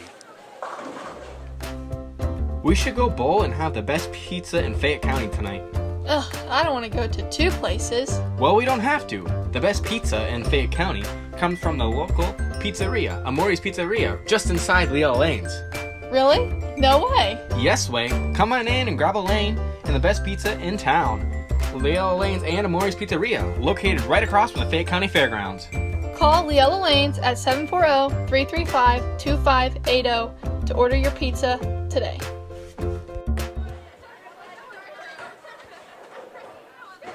Back here at Leella Lanes, the host site for Washington Courthouse Miami Trace Girls Bowling. Doyle trying to wrap up the one frame, I believe, for the Lady Lions, while Grace Bailey jumps to the front of the line and says, it's my turn next. Right now it looks like Washington Courthouse is leading by 19 pins. Okay. 417 to like 398. Okay.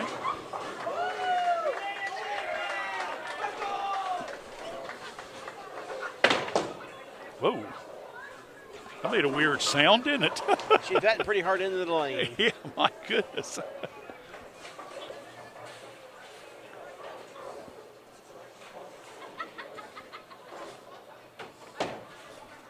Doyle. Doyle gets her spare. Patel, meanwhile, for Courthouse as well.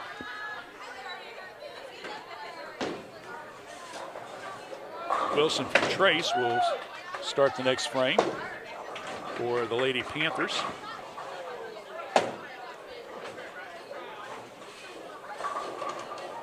They're not exactly where they should be. Number one is supposed to be bowling 1, 2, 2. They're kind of getting a little offline here a little bit, so we'll try to keep you up to date the best we can. Yeah, that makes it a little tougher. When you start throwing strikes, then that kind of gets everything off the kilter. Yeah.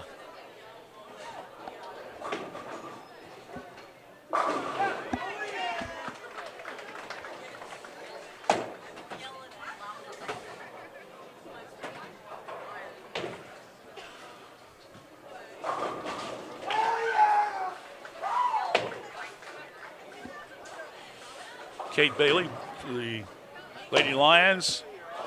Meanwhile, Priscilla Wilson from Miami Trace. I believe we're unofficially in frame 5, something like that. So I messed it up the last game, so they might be moving faster than that. 7th frame. I told you. 7th frame. 7th frame, David. Moving along here, buddy. Circleville County. Huh? Circleville County. Circleville County said, yeah. You got to remember, man, it's been a long time since I graduated. And, you know, all this new math. I don't know if I've changed it over 45 years or not. The bowling scores are Common Core. Oh, Common Core. I'm glad you invited him. Yeah. David likes to keep things interesting.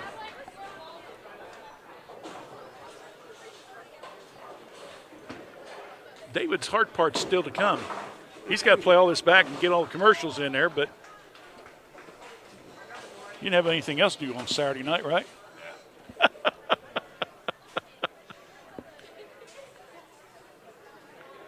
Meanwhile, Kylie Snyder getting some instructions from her coach, Diana Moore, while we have Addie Mason on lane 10. Snyder in lane 9. And she converts her spare. Snyder does. I seen the coach talking to her, so she might have been encouraging her a little bit there. We're in the last third of game 2. Once that's done, then things really start picking up with the Baker games. Yes, they We'll do. we'll explain that in just a few minutes here, in case you're not familiar with it. Doyle, meanwhile, shaking her head a little bit on that far lane. Not too happy with leaving some pins up. Yep, 8-pin count. She went up through the nose. Meanwhile, Combs for Lady Panthers. Try to pick up a spare here as well. Holmes left the 10-pin down there.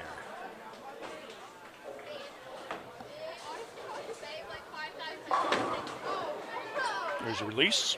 She pulled that just a little bit. Oh, missed it. Just a little bit outside, to say the least. Doyle now will get ready. Oh, Doyle falls off in the gutter. Oh, she missed it all.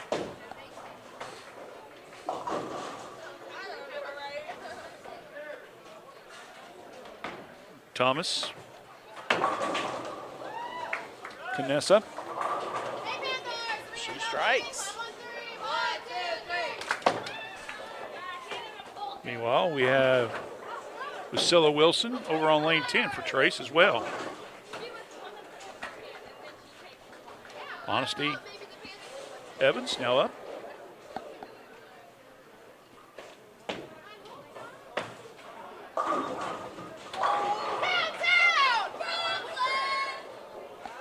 And she strikes. Pull on the left side, but enough power to just blew the pins out. Wilson will try to finish her opportunity up here.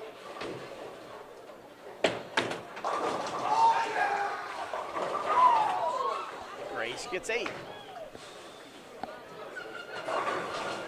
We've got Grace Bailey, Sadie Patel, Kate Bailey, Addie Mason, and Olivia Doyle for Washington Courthouse. Miami Trace, Lucinda Wilson, Canessa Thomas, Ainsley Combs, Honesty Evans, and Kylie Snyder. That's your 5 for the two teams here in game number 2. Grace gets her spare. Kylie had a 7-pin count, left 3 standing.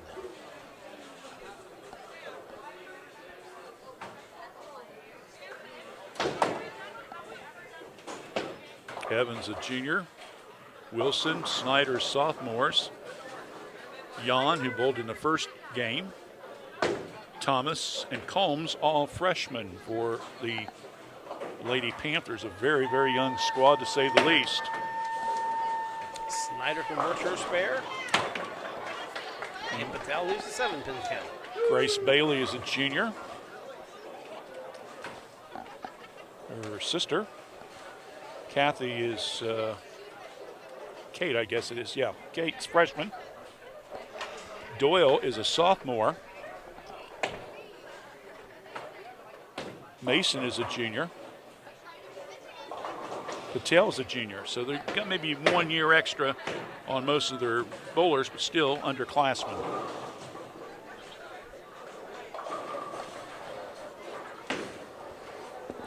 Basically, a unit that can pretty much stay together at least 1, possibly 2 or 3 more years. The way the classes fluctuate. When you get them stick together for a little while, that makes it a whole lot nicer. Combs down on lane 10. Meanwhile, over on lane 11 and 12, Courthouse is bowling for scores for the reserve team.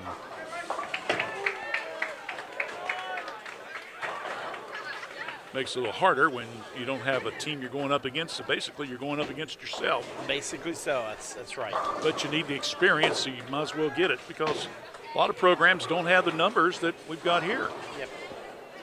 Well, Trace girls have just enough to have their varsity team, so they have no reserve team. I've got Courthouse, at least the roster at the start of the season was like about 16 to 18 players. Yeah, I think they have quite a few over there. Yeah, so your opponent does not have a reserve team. You got to do something, and this is about as good as any. Hey, they're all at home, so it's not like you got to worry about a long road trip or anything. There you go. Mom and Dad still can come out and watch a bowl, even though it's a reserve match. Yep. Mason from Courthouse here in lane 9. Evans over in lane 10. Again, we're getting close to the end of game number 2, and then we'll go into the Baker round, and there'll be 3 games there. Basically, you'll take all the two game scores, add them together, put the Baker games in, and that gives you the team score, and that decides who wins. You got it.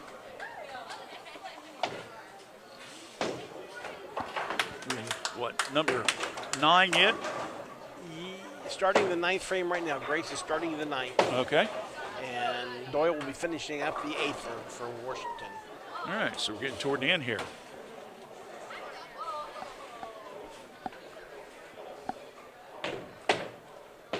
Grace Bailey, the Blue Lions, starting things off. 6-pin count for Grace.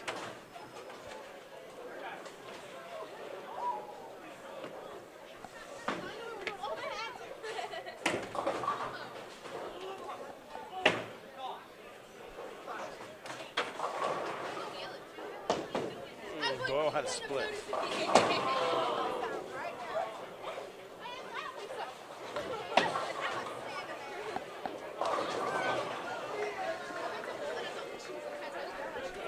Grace gets 2 out of 4.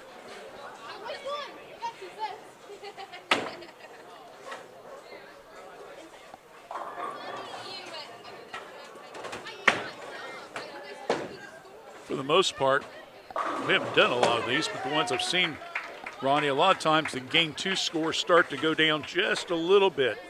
I would assume that's fatigue and things like that, or the lanes, or what? Fatigue and the lanes, the oil in the lanes start changing. As that ball rolls, it's picking up oil and moving it around the lanes, and sometimes it makes the game just a little bit tougher for a while. Tail for Lady Lions over in lane 10. Meanwhile, here close to us is Doyle. As we're getting toward the end of game number 2 here.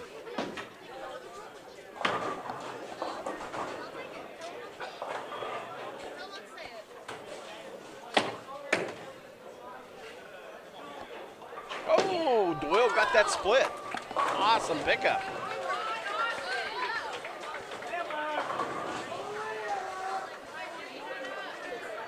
Okay, we have now Kate Bailey. I believe she's in the number 3 slot for the courthouse.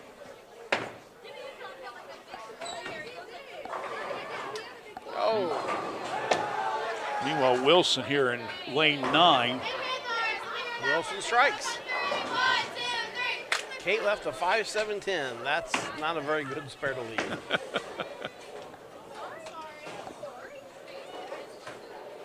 She's asking her coach, says, what's happening? He just looks at her and says, I can't help you, sorry. This is where you're going to have to learn.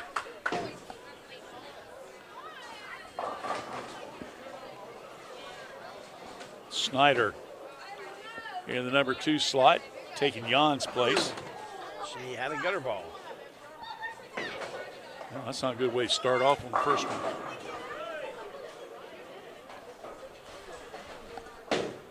Kate Bailey. See if she can pick up the spare here. She got 1. Yeah, 1 out of the 3. Snyder, meanwhile, will try to complete her toss here. After missing completely in the first ball. I think she got 3 pins on the second. Meanwhile, we have Mason from Courthouse over in lane 10. She has a 9-pin count to a pretty nice ball.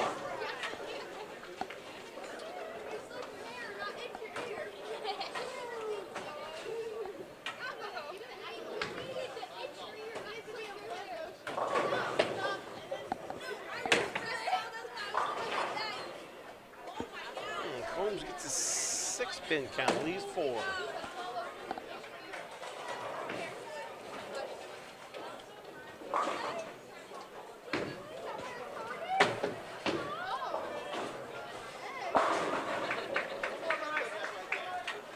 And Mason misses her spare. Well, it was a 26-pin difference after game number 1. If you're watching the Courthouse, you just want to try to stay as close as you possibly can so you don't have to overcome a big deficit when you start the Baker games. We'll get a game 2 final score here in just a few moments. Yeah. Currently, they're down like 13 pins. Well, that's not too bad. So it'll make it very interesting going into the Bakers. Thomas will get ready for Lady Panthers. Nice roll. Very nice roll. Leaves Left one up.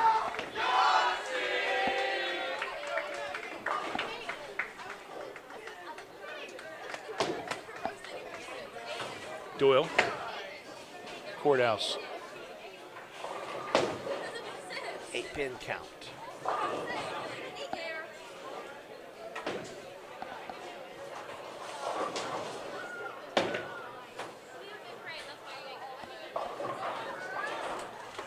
Spare.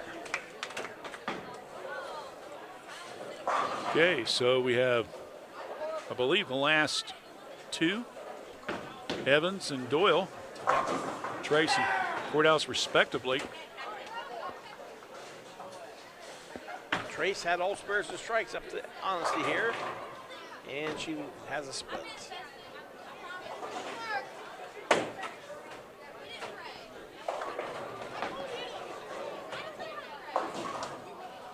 Doyle in lane 10. She covers her spare nicely. Yep.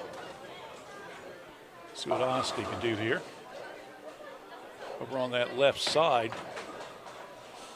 Oh, heck of a try, barely missing. Oh! She got the one pin, but couldn't knock the other one down. So going in the 10th frame, Trace has a 22 pin lead this game. All right, so this is it. Last frame. Getting up by 22. Grace strikes.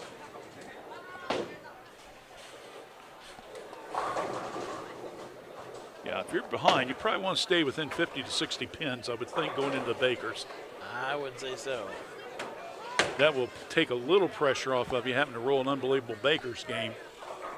You get 100, 150, you might as well, I wouldn't say forget about it, but you're almost in water and you can't get up. You got to win by 33 every game to yeah, tie. So. Absolutely, yeah.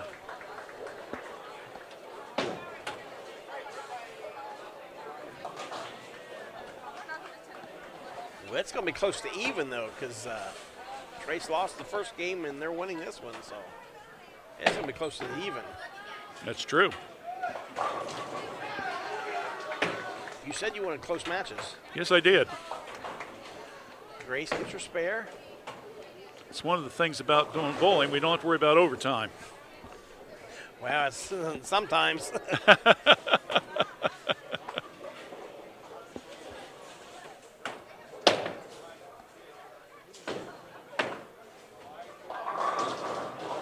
Now gets a 9-pin count. She took a nice ball. Steiner for Trace.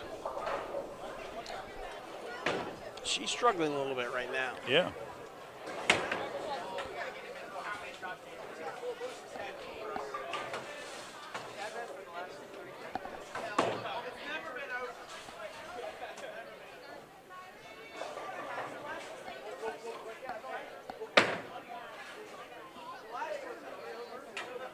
Oh, Patel just misses her spare.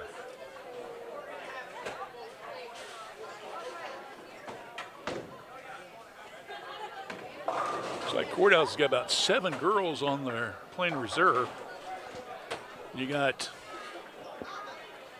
7 over here, so there's 14 right off the bat. It's at the Courthouse girls program. So Anthony's got some pretty good, and the thing is, they're all underclassmen, so he's going to have to do some more juggling next couple of years. Yes, yes. Might have to have Courthouse 2 form their own team. Well, one advantage he has, he's teaching the 8th grade classes, and I think in one 9th grade class, so he's doing some recruiting, I'll guarantee you. Yeah, absolutely.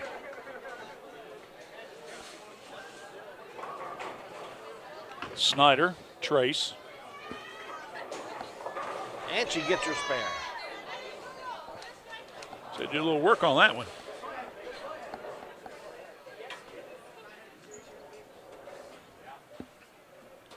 Kate Bailey here in lane number 9 right in front of us. She gets her spare. Baker's game's coming up. They will move at a pretty good pace as soon as this one's done.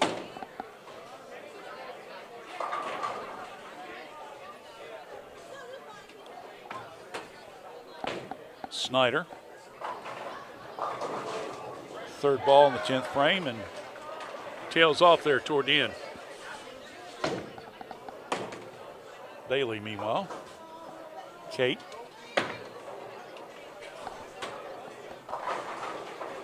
Okay, gets a 9-pin count to finish up her 10th frame because she spared the first ball in the 10th. Combs for Trace. First ball in frame number 10. Leaves a couple standing. Have to go for a spare. Addie Mason for Courthouse. Oh, gutter ball. Ugh. I hate when that happens. Especially the 10th frame. Yes.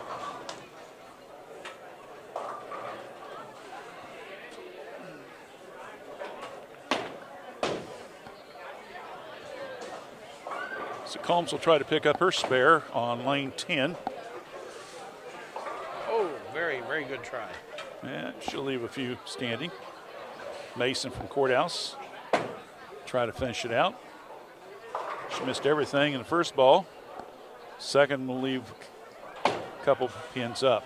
Yeah, 8-pin count. And that should bring up Olivia Doyle.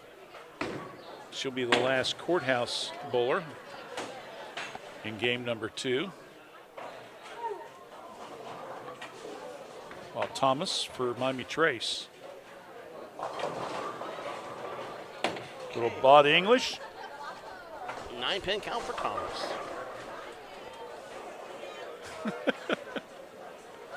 Doyle. Nice strike for Doyle. Yeah, nice. Hits that head pin, and what, 9 out of 10 times if you do that, you should be able to get a strike out of it, right?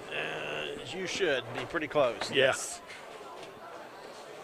Trying to wrap it up on the spare. Oh, barely misses. Just missed. So Olivia will try one more time. Onsky Evans still has her 10th frame to go. So we are about getting close to wrapping up game number 2. Doyle has a 9-pin count. Had another nice ball.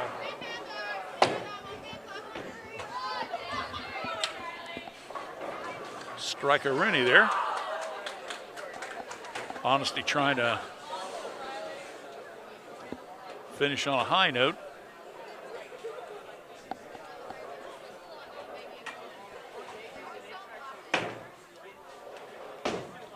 Doyle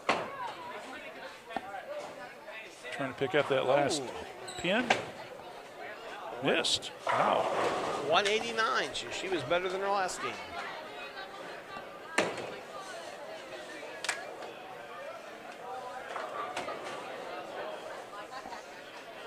Honesty with yet another strike. She gets one more. It's what's a turkey? Turkey. Yeah.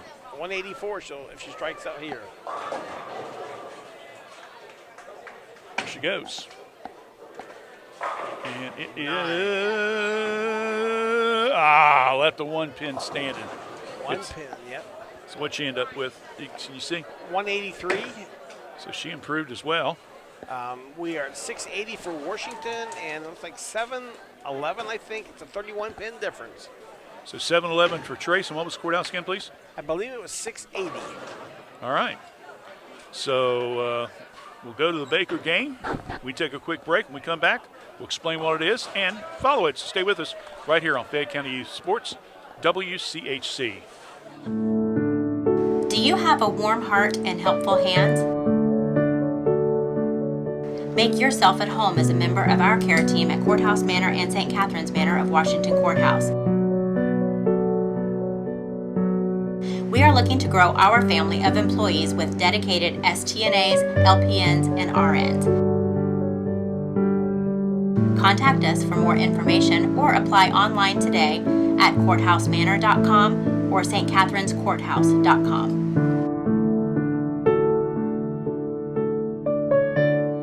All right, we're back here. The Baker games will start in just a few moments. Well, we said we wanted a close one. We got one. Miami Trace is leading after 2 of the individual sets. Unofficially 14:09, 14:01 over Washington Courthouse. Real quickly, Ronnie, what's the Baker game in case folks are not aware of it?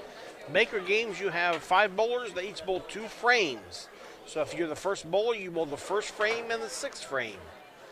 You usually put your strength bowler in the 5th frame and 10th frame. That gives them a chance to strike out and get some extra pins in there. Now, if something happens, the coach pulls somebody out, then you may not get a bowl your second frame, so you better be on your game the first 5. Well, right now the coaches are deciding who's going to go where, trying to position him, because this is kind of like a chess game now, especially, again, as close as we have it, again, unofficially, 14:09 for Miami Trace. Courthouse at 14:01. We'll come back. We will have the first of the 3 Baker games, so stay with us right here on WCHC and Fayette County Youth Sports. Hello, I'm Tara Ivers from Fayette County Early Learning Center, and we are now enrolling for several of our programs. We have a home-based program that serves pregnant moms through children age 3. We also have a center-based Head Start program that serves children in our program ages 3 to 5. We have a partnership with Fayette County, Highland County, and Clinton County, where we work with child care programs to enroll children 6 weeks to 3 in our center-based program. So please call us at 740-335-7282. We'll help you enroll. Thank you. All right, we're ready to start off the first of the 3 Baker games. Again, as just mentioned before, you rotate. That was Pia Robinson for Washington Courthouse in the first frame. And that is Jan. She strikes. Now you got Wilson, Lucilla Wilson, number 2. Oh, got her ball.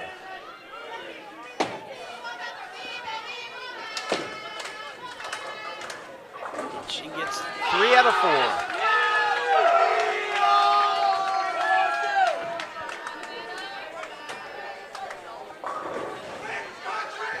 All right, now it's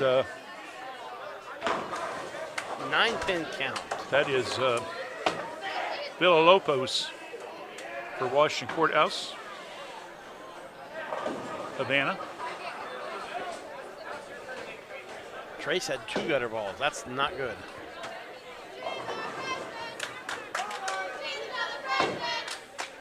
Meanwhile, you got Combs.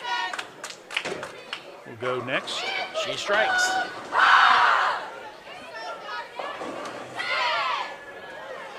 Okay. Spare for Washington.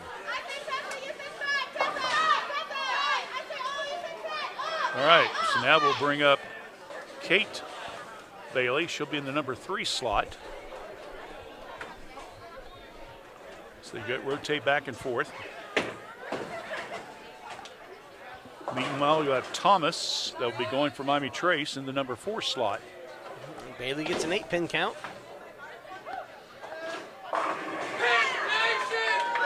Thomas gets 9 for Trace.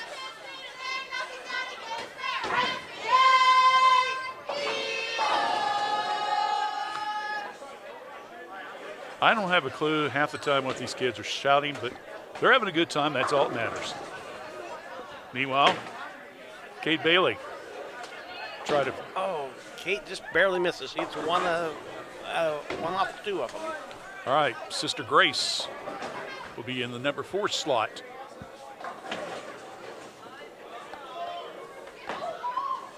Spare. Thomas finishing off, and now we should bring up Evans in the number 5 slot.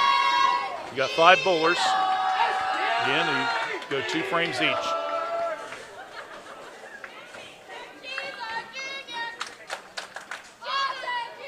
So we will, this, Trace will at least be halfway through in Baker game number 1. Yep. Meanwhile, Grace Bailey. Grace barely misses her spare. Yep. I'll now bring up Olivia Doyle. She'll be in the number 5 slot.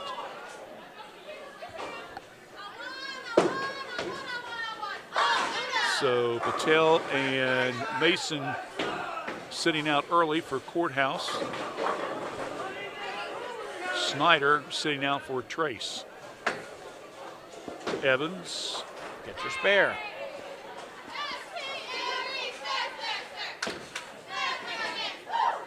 Doyle.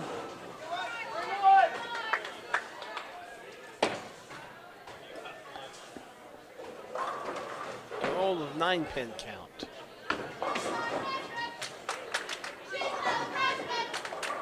Yawn again. Start now, frame 6.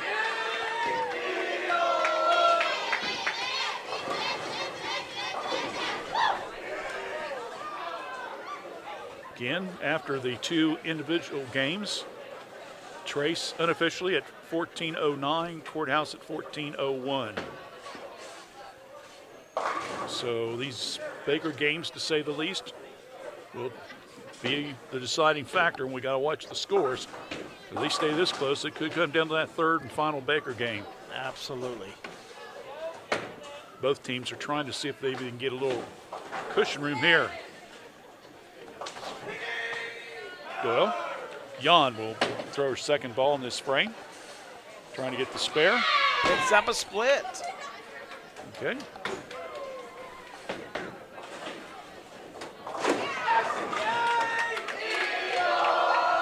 Kia Robinson making her first appearance of the afternoon. 9-pin count. Nice ball. Early evening. Now Snyder's in. So they're kind of changing things around a little bit. She's in for that double gutter frame earlier. She gets a 6-pin count.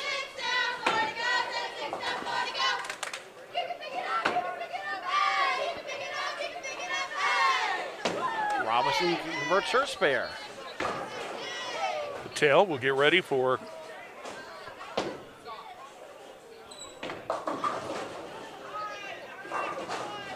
check out, make that Villalobos for Courthouse. And she gets a 9-pin count. Combs. So Snyder came in for Wilson. Remind me, Trace. Yes.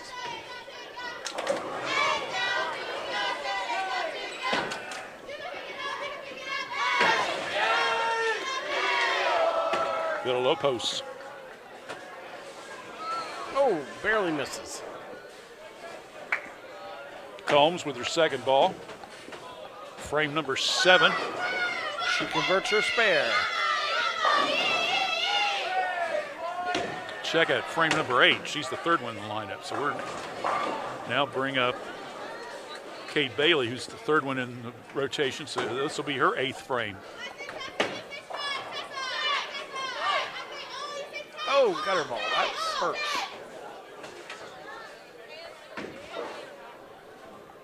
Thomas for Trace.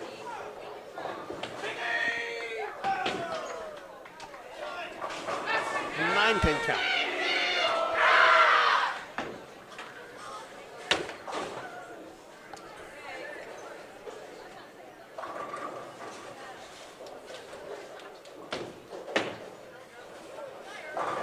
Here's the roll. Kate covers her spare. Whoa. One ball too late. One ball too late. Got the strike, but counts as a spare. Yep.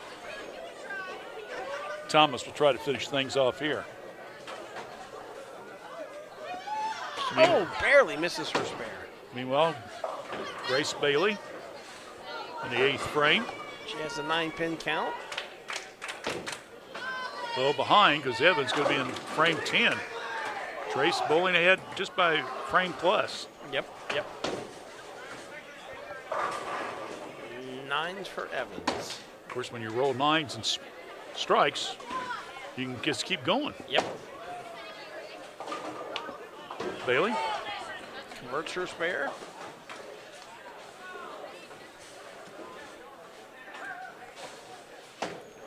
And Olivia Doyle's up.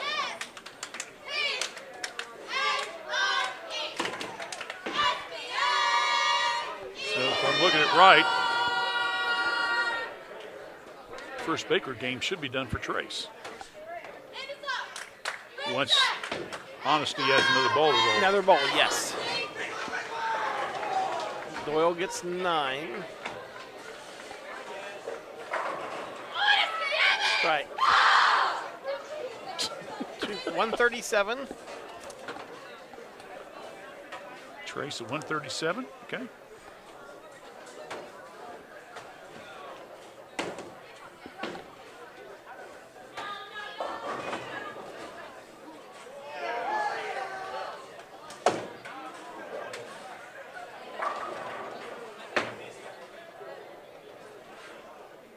Doyle gets her spare. So Washington will win the first Baker game. We'll see how many after Doyle's next ball. Okay.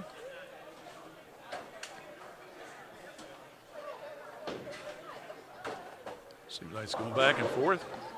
Courthouse won the first game. Trace won the second game.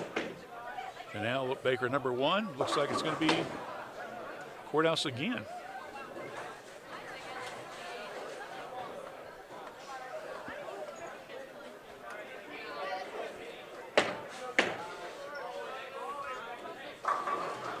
Nine-pin count. She had a very nice ball. All right, so 149 to 137. Okay, a 12-pin lead, their win in Baker's number 1 by Courthouse. It was an 8-pin lead by Trace, so a 12-point win. So we got a 4-point pin difference advantage. Washington Courthouse, 4 pins. I was just half joking about being close, but we'll be back in 60 seconds with the second Baker's game right here on Fayette County Youth Sports WCHC. My name is Vanessa Summers, and when my father opened Summers Funeral Home in 1991, my family promised that in the time of need, we would offer thoughtful, caring, and respectful services to those left behind in dealing with the pain and decision making. Now 30 years later, we still make it our commitment to you to treat everyone with the utmost professional care that we can provide. In your time of need, please remember we are here for you. Summers Funeral Home at 223 West Market Street, Washington Courthouse, Ohio, 43160, and please call us at 740-335-6078. All right, we're ready to begin now. Baker's game number 2. Jan has a 7-pin count. Again, unofficially, Courthouse is ahead by 4 pins. I believe that's Robinson with a big split there.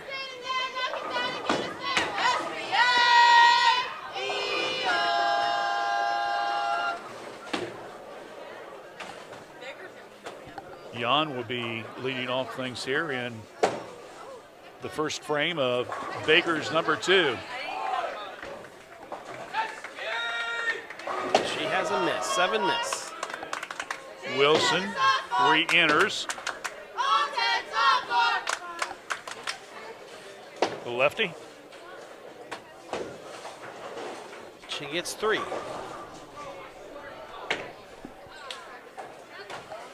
Oh no, gutter ball. So Robinson not doing a very good job with her first time around for Courthouse. And with it so tight, all you need is 1 or 2 young ladies not have a good frame, could open up the door for your opposition. So you got to be on almost the entire 10 frames, all of you. Yes, you do. See if she can come back on this one. She gets a 7-pin count, so that's much better. Yes.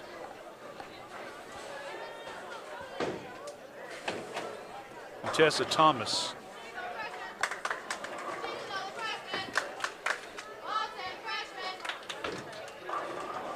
Strikes.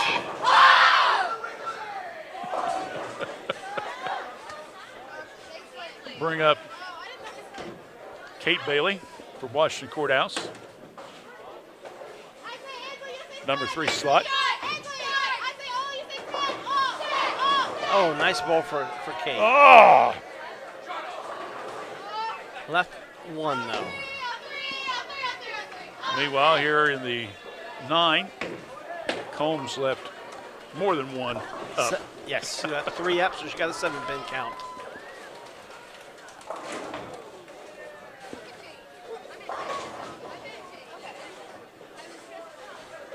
Trace with a half a frame ahead shows a tie. Folks, that's about as updated as we can give you.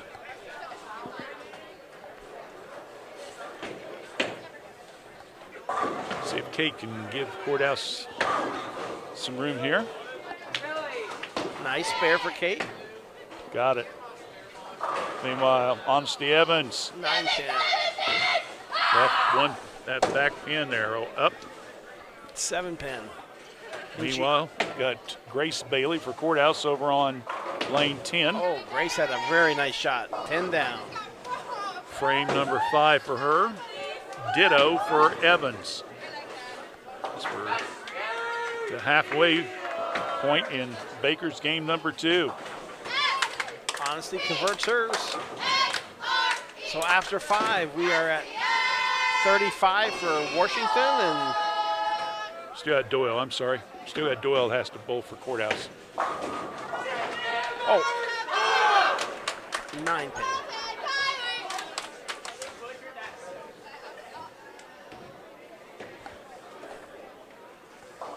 So after 5, Trace has 41.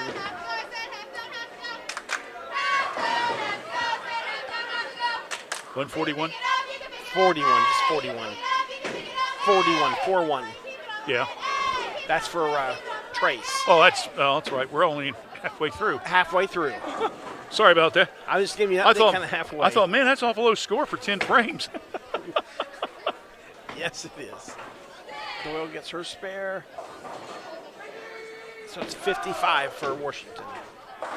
All right, so they were up by 4. That gives them up another 14, so they're up by 18 now with 5 frames to go here in Baker's number 2.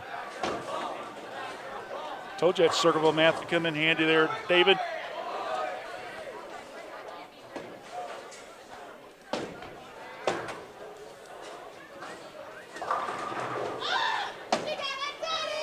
Left one pin up.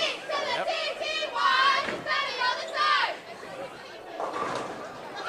So Wilson leaves 1. Robinson in frame 6 for Courthouse. Again, Lady Lions unofficially up by, what did we say, 14 pins? Yes. Something like that? No, 18 pins. They were up before, and then they were up by 14. Okay, that's 18, correct. Yeah. See, made me look bad there, Ronnie. There's goes my Circleville math. I just bragged on myself and messed it up. I'm trying to watch bowlers and scores. And be quiet, David. You don't have to say anything. Yeah, you don't have mics. Nobody knows what you're saying. Okay, 9-pin for Washington. Here comes Thomas. The Panthers. Oh, Thomas leaves 8. Had a really nice ball, though. Again, led by 8 pins after the first 2 games. But the Baker game is now slowly going back to the Lady Lions.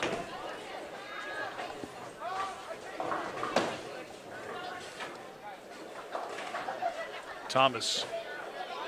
Miami Trace. Started that one. Got 1. Really close to the gutter here up when she released it. Yes, it was. Kate Bailey, lane 10. Strikes. You caught her, Ronnie. And Combs gets 9. Oh.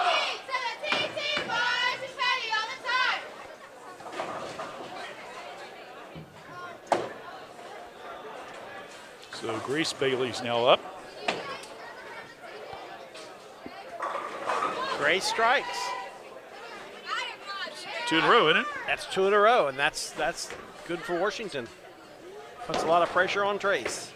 Combs trying to pick up the spare. She does.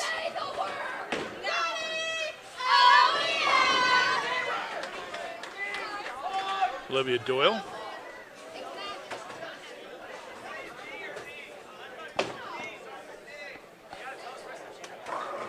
Oh. Left foot up. Split, yep. Evans. Got her to go down. Good strike there. Strong strike. Experience playing at the state level You never know when you have to kind of dig a little deep, and it'll come out of you. And Yep. she knows a little pressure being applied to her team right now. They don't want to get too much further ahead, behind, so Yep. she comes up with a big strike. That was a really nice ball. Yeah. So Doyle. Split coming up.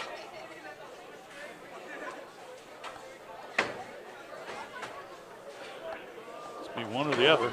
Yep, she got one. Evans. 9-pin count for Left one up.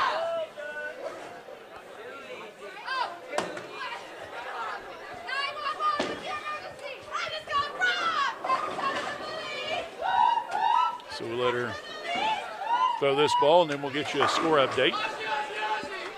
144 for Washington. Okay.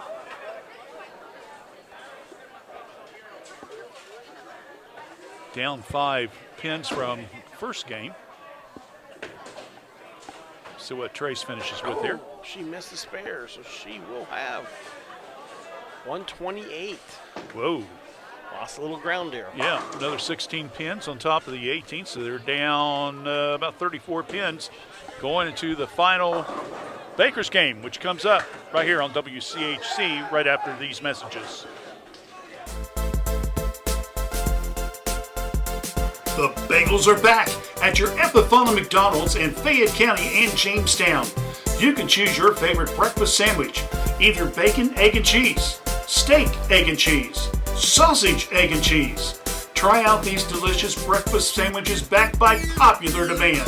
The bagels are back at your Epifana McDonald's restaurants. 3 locations in Fayette County and in Jamestown. McDonald's. I'm loving it. Back here with Baker game number 3. First time these two teams played. Washington Courthouse won by 20 pins. We go to Baker game number 3 unofficially. Washington Courthouse ahead by 20 pins. Very interesting. Well, we said we'd hope to see a close one. The girls are giving us the show. Mason for Courthouse. She misses her spare. She started off the Lady Lions with the 9. Don't forget, after the game, the McDonald's post-game program will be announcing our star of the game. So I'll be coming up after the end of this Baker's game. Jan.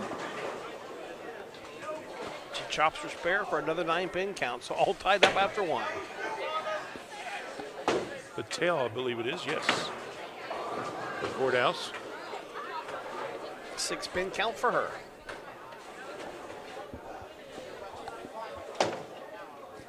Jan trying to help Trey stay ahead. Check out Courthouse ahead. Yeah, Courthouse is ahead. They're trying to catch up here. Yeah. Oh, Patel barely misses her spare. She gets 2 out of the 4. All right. So again, Wilson for Trace. Wilson covers her spare.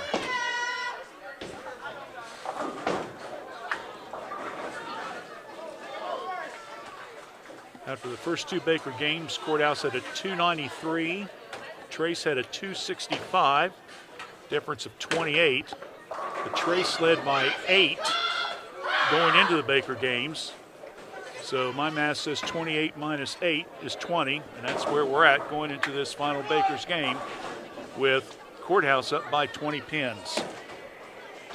Every frame is now even getting bigger and bigger. And Combe just threw a strike for Miami Trace. Oh, and Bailey left a split.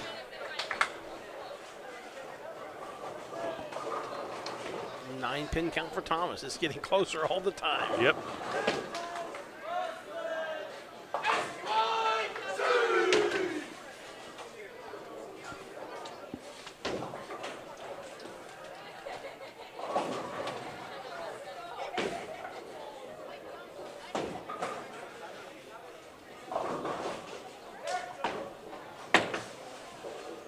Bailey, Kate that is, with the second ball. She misses both. Brings up Sister Grace now. Oh, and Trace gets another spare.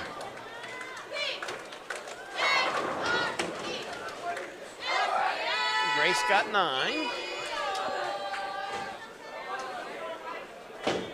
Comes Evans in the 5th frame.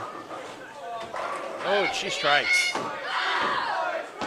Trace is putting a lot of pressure on with spares and strikes. Yep. There's Grace Bailey. Grace gets her spare. That'd be the first mark of the game for Washington. Now bring up Olivia Doyle. It'll be Kaylee Snyder for Trace. Trace, I believe, is 1 bowler ahead of Courthouse. Yes. In the rotation. Oh, and she strikes. Snyder in frame 10 gets the strike.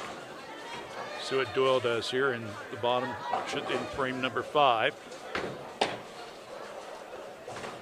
She needs to get a strike, to be honest with you. Yes, she leaves 2. Oh. 8-pin count.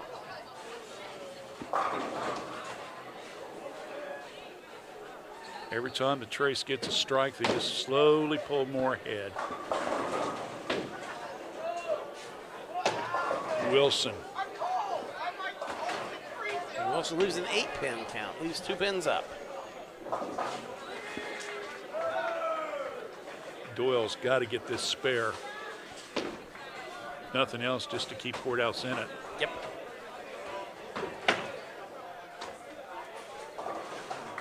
And she does. Very nice spare. A lot of pressure on that shot. Yep. Wilson trying to finish it off.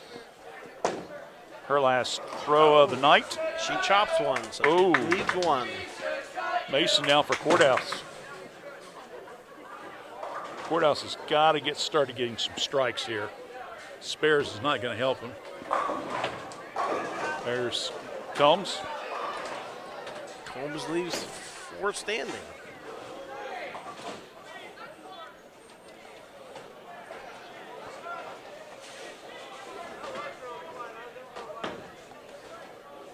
You can tell it's a close match because there's normally more cheering. There's more concentrating going on right now. Yes. Somebody's not running away with it, to say the least. Yep. And she left 1 standing. Combs will get ready. There's the throw. She has the spare. She picks it up. And that's not an easy spare either. Patel now in her 6th frame. Oh.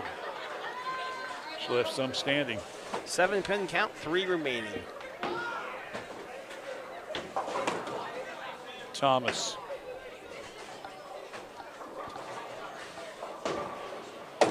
Thomas leaves an 8-pin count. Or gets an 8-pin count, leaves 2 remaining.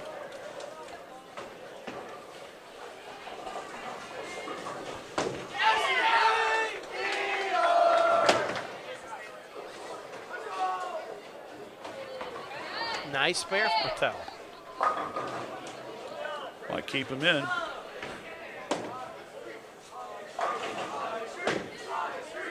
Comes Thomas.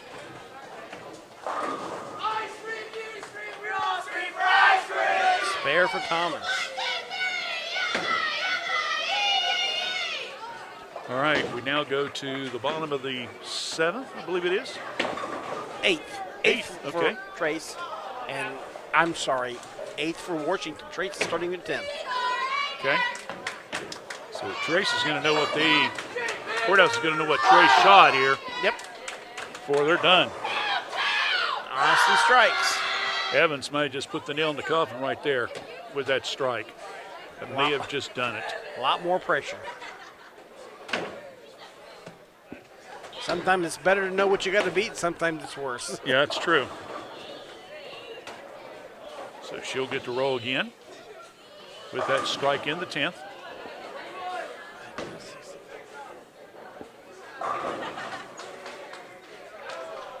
You said the pin difference before this game was how much? 20.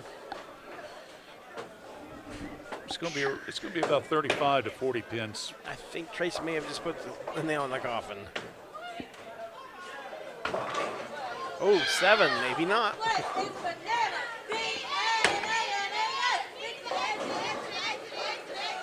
Grace Bailey. 9 pin count for Grace. That was a very nice ball. Oh, still did a 9. 7 didn't carry for her. Last ball here for Miami Trace in the Baker games.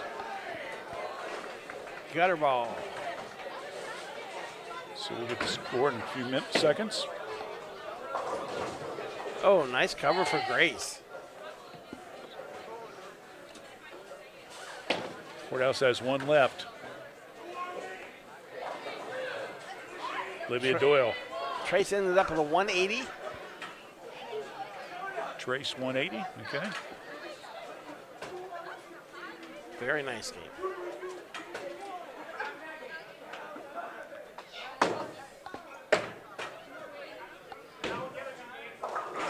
Oh, Doyle had a nice shot and she leaves 2. Leaves 1. Oh, it fell out of there.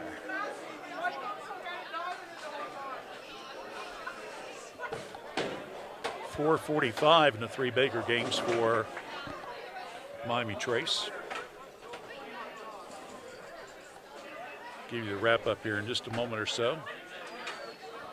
Don't forget, stay around because we're going to have our start of the game announcement as well during the post-game programming.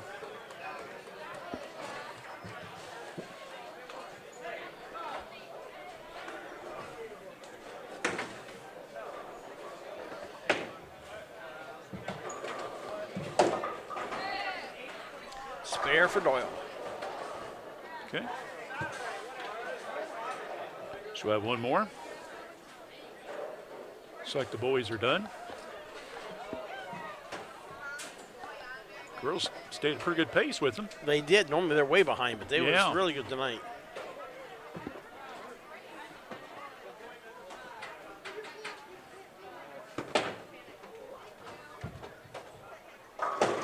Doyle strikes. We'll wrap Baker game up, and we'll get the score in a second. 133 for Washington. We'll see what that Circleville math brings us. Well, let's see. It's 6-2-4. So they lost by 19 in the Bakers. Trace was up by 8. So Courthouse 426. Trace 445. Sound about right? That sounds about right. So that means that Trace will end up winning. Yep. They came from behind. So we'll give us about 90 seconds. We'll come back. We'll look at the final numbers, and then we'll do our start of the game. So stay with us right here on Fayette County Youth Sports WCHC. A new way to healthcare is here. ProMedica Home Health, formerly Heartland Hospice, works on enriching lives one patient at a time. With office locations at 208 North Fayette Street, Washington Courthouse, and in Circleville, ProMedica provides care wherever our patients call home. Our services serve a 7-county Central Ohio area. As a local home health and hospice provider, ProMedica is ready to offer 24 hours a day, 7 days a week service for your healthcare needs. Contact them at 866-498-6456. That's 866-498-6456. ProMedica Home Health, Washington Courthouse and Circleville. This boo-boo tells a story. It's a tale of perseverance, ingenuity, and love. This boo-boo is hundreds of years of science and technology. It's protection in the battle against disease and illness. And while we continue to fight COVID-19, childhood vaccinations are more important than ever. This boo-boo, it's love in its purest form.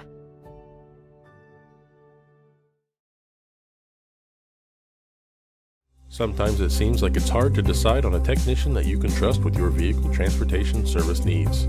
That's why since 2001, customers from Washington Courthouse and the surrounding area have made Jim Van Dyke's Automotive Center, 2247 U.S. Route 22 Southwest, their smart choice in auto repair service needs. Jim, Marlene, and Ray Van Dyke offer customers a professional, trained, and certified staff that can handle your vehicle needs. Jim Van Dyke's Automotive Center staff can do it all, including transmission, brakes, tires, and alignments. They also offer a free 30-point inspection to detect any potential service needs. They can work on both domestic and foreign vehicles. Call for an appointment at 740-335-2000. That's 740-335-2000. Or for more information, go to jimvandyke.com. It's now time for the Epifano post-game program, featuring coaches' comments and the player of the game announcement. This program is presented by your Epifano McDonald's restaurants, 3 locations in Fayette County and Jamestown. All right, we're back here.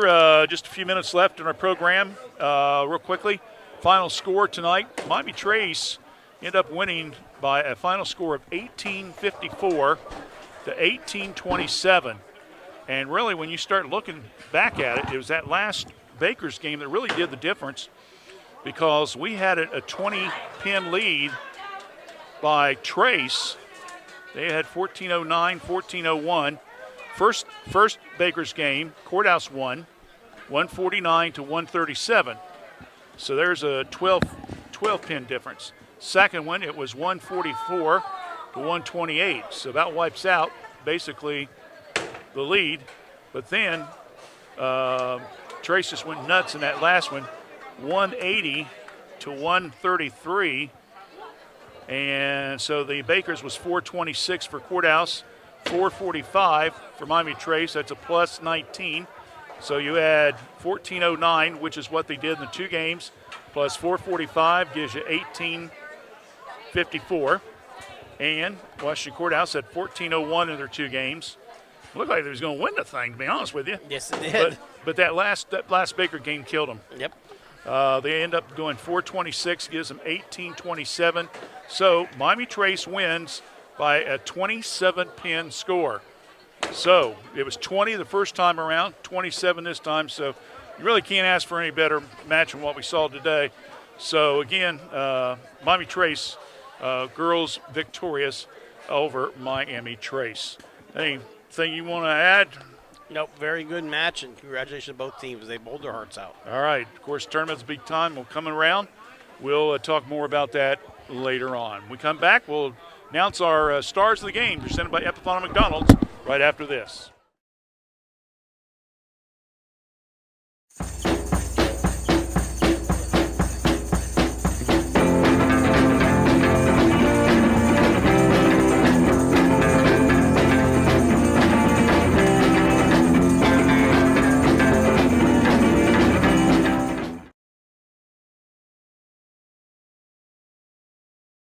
All right, welcome back into our McDonald's Star of the Game.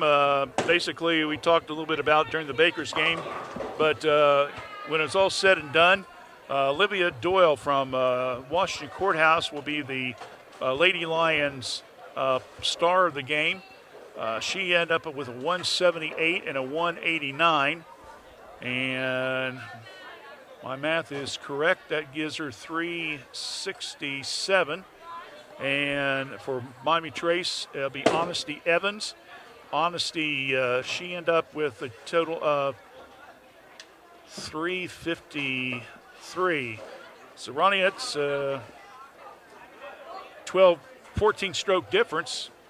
When you look at the scores, Olivia kind of helped keep it a little bit closer, but still, she won in the individual bracket. But still, those are pretty good scores for 2 games. So, congratulations to those young ladies. And we'll hear from McDonald's, and we'll wrap it up right after this. Well, once again, our thanks to Ronald Moore Jr. for joining us here. We really appreciate having you with us today and help with the broadcast. Thanks to David Woolever. We hope you enjoyed it. Thanks to all of our sponsors. Don't forget, we'll be back here on more Youth County Sports. Tuesday night, Western Brown at Miami Trace Boys. Wednesday night, Chillicothe at Miami Trace Girls. Friday night, Hillsboro Courthouse Boys. And then Saturday afternoon, Waverly at Courthouse. You all have a real nice weekend, and we'll be back on the air with more sports on Tuesday evening. For Ronald Moore Jr., Dave Wooliver. I'm Randy Young. Thank you for joining us here on Fayette County Youth Sports on WCHC.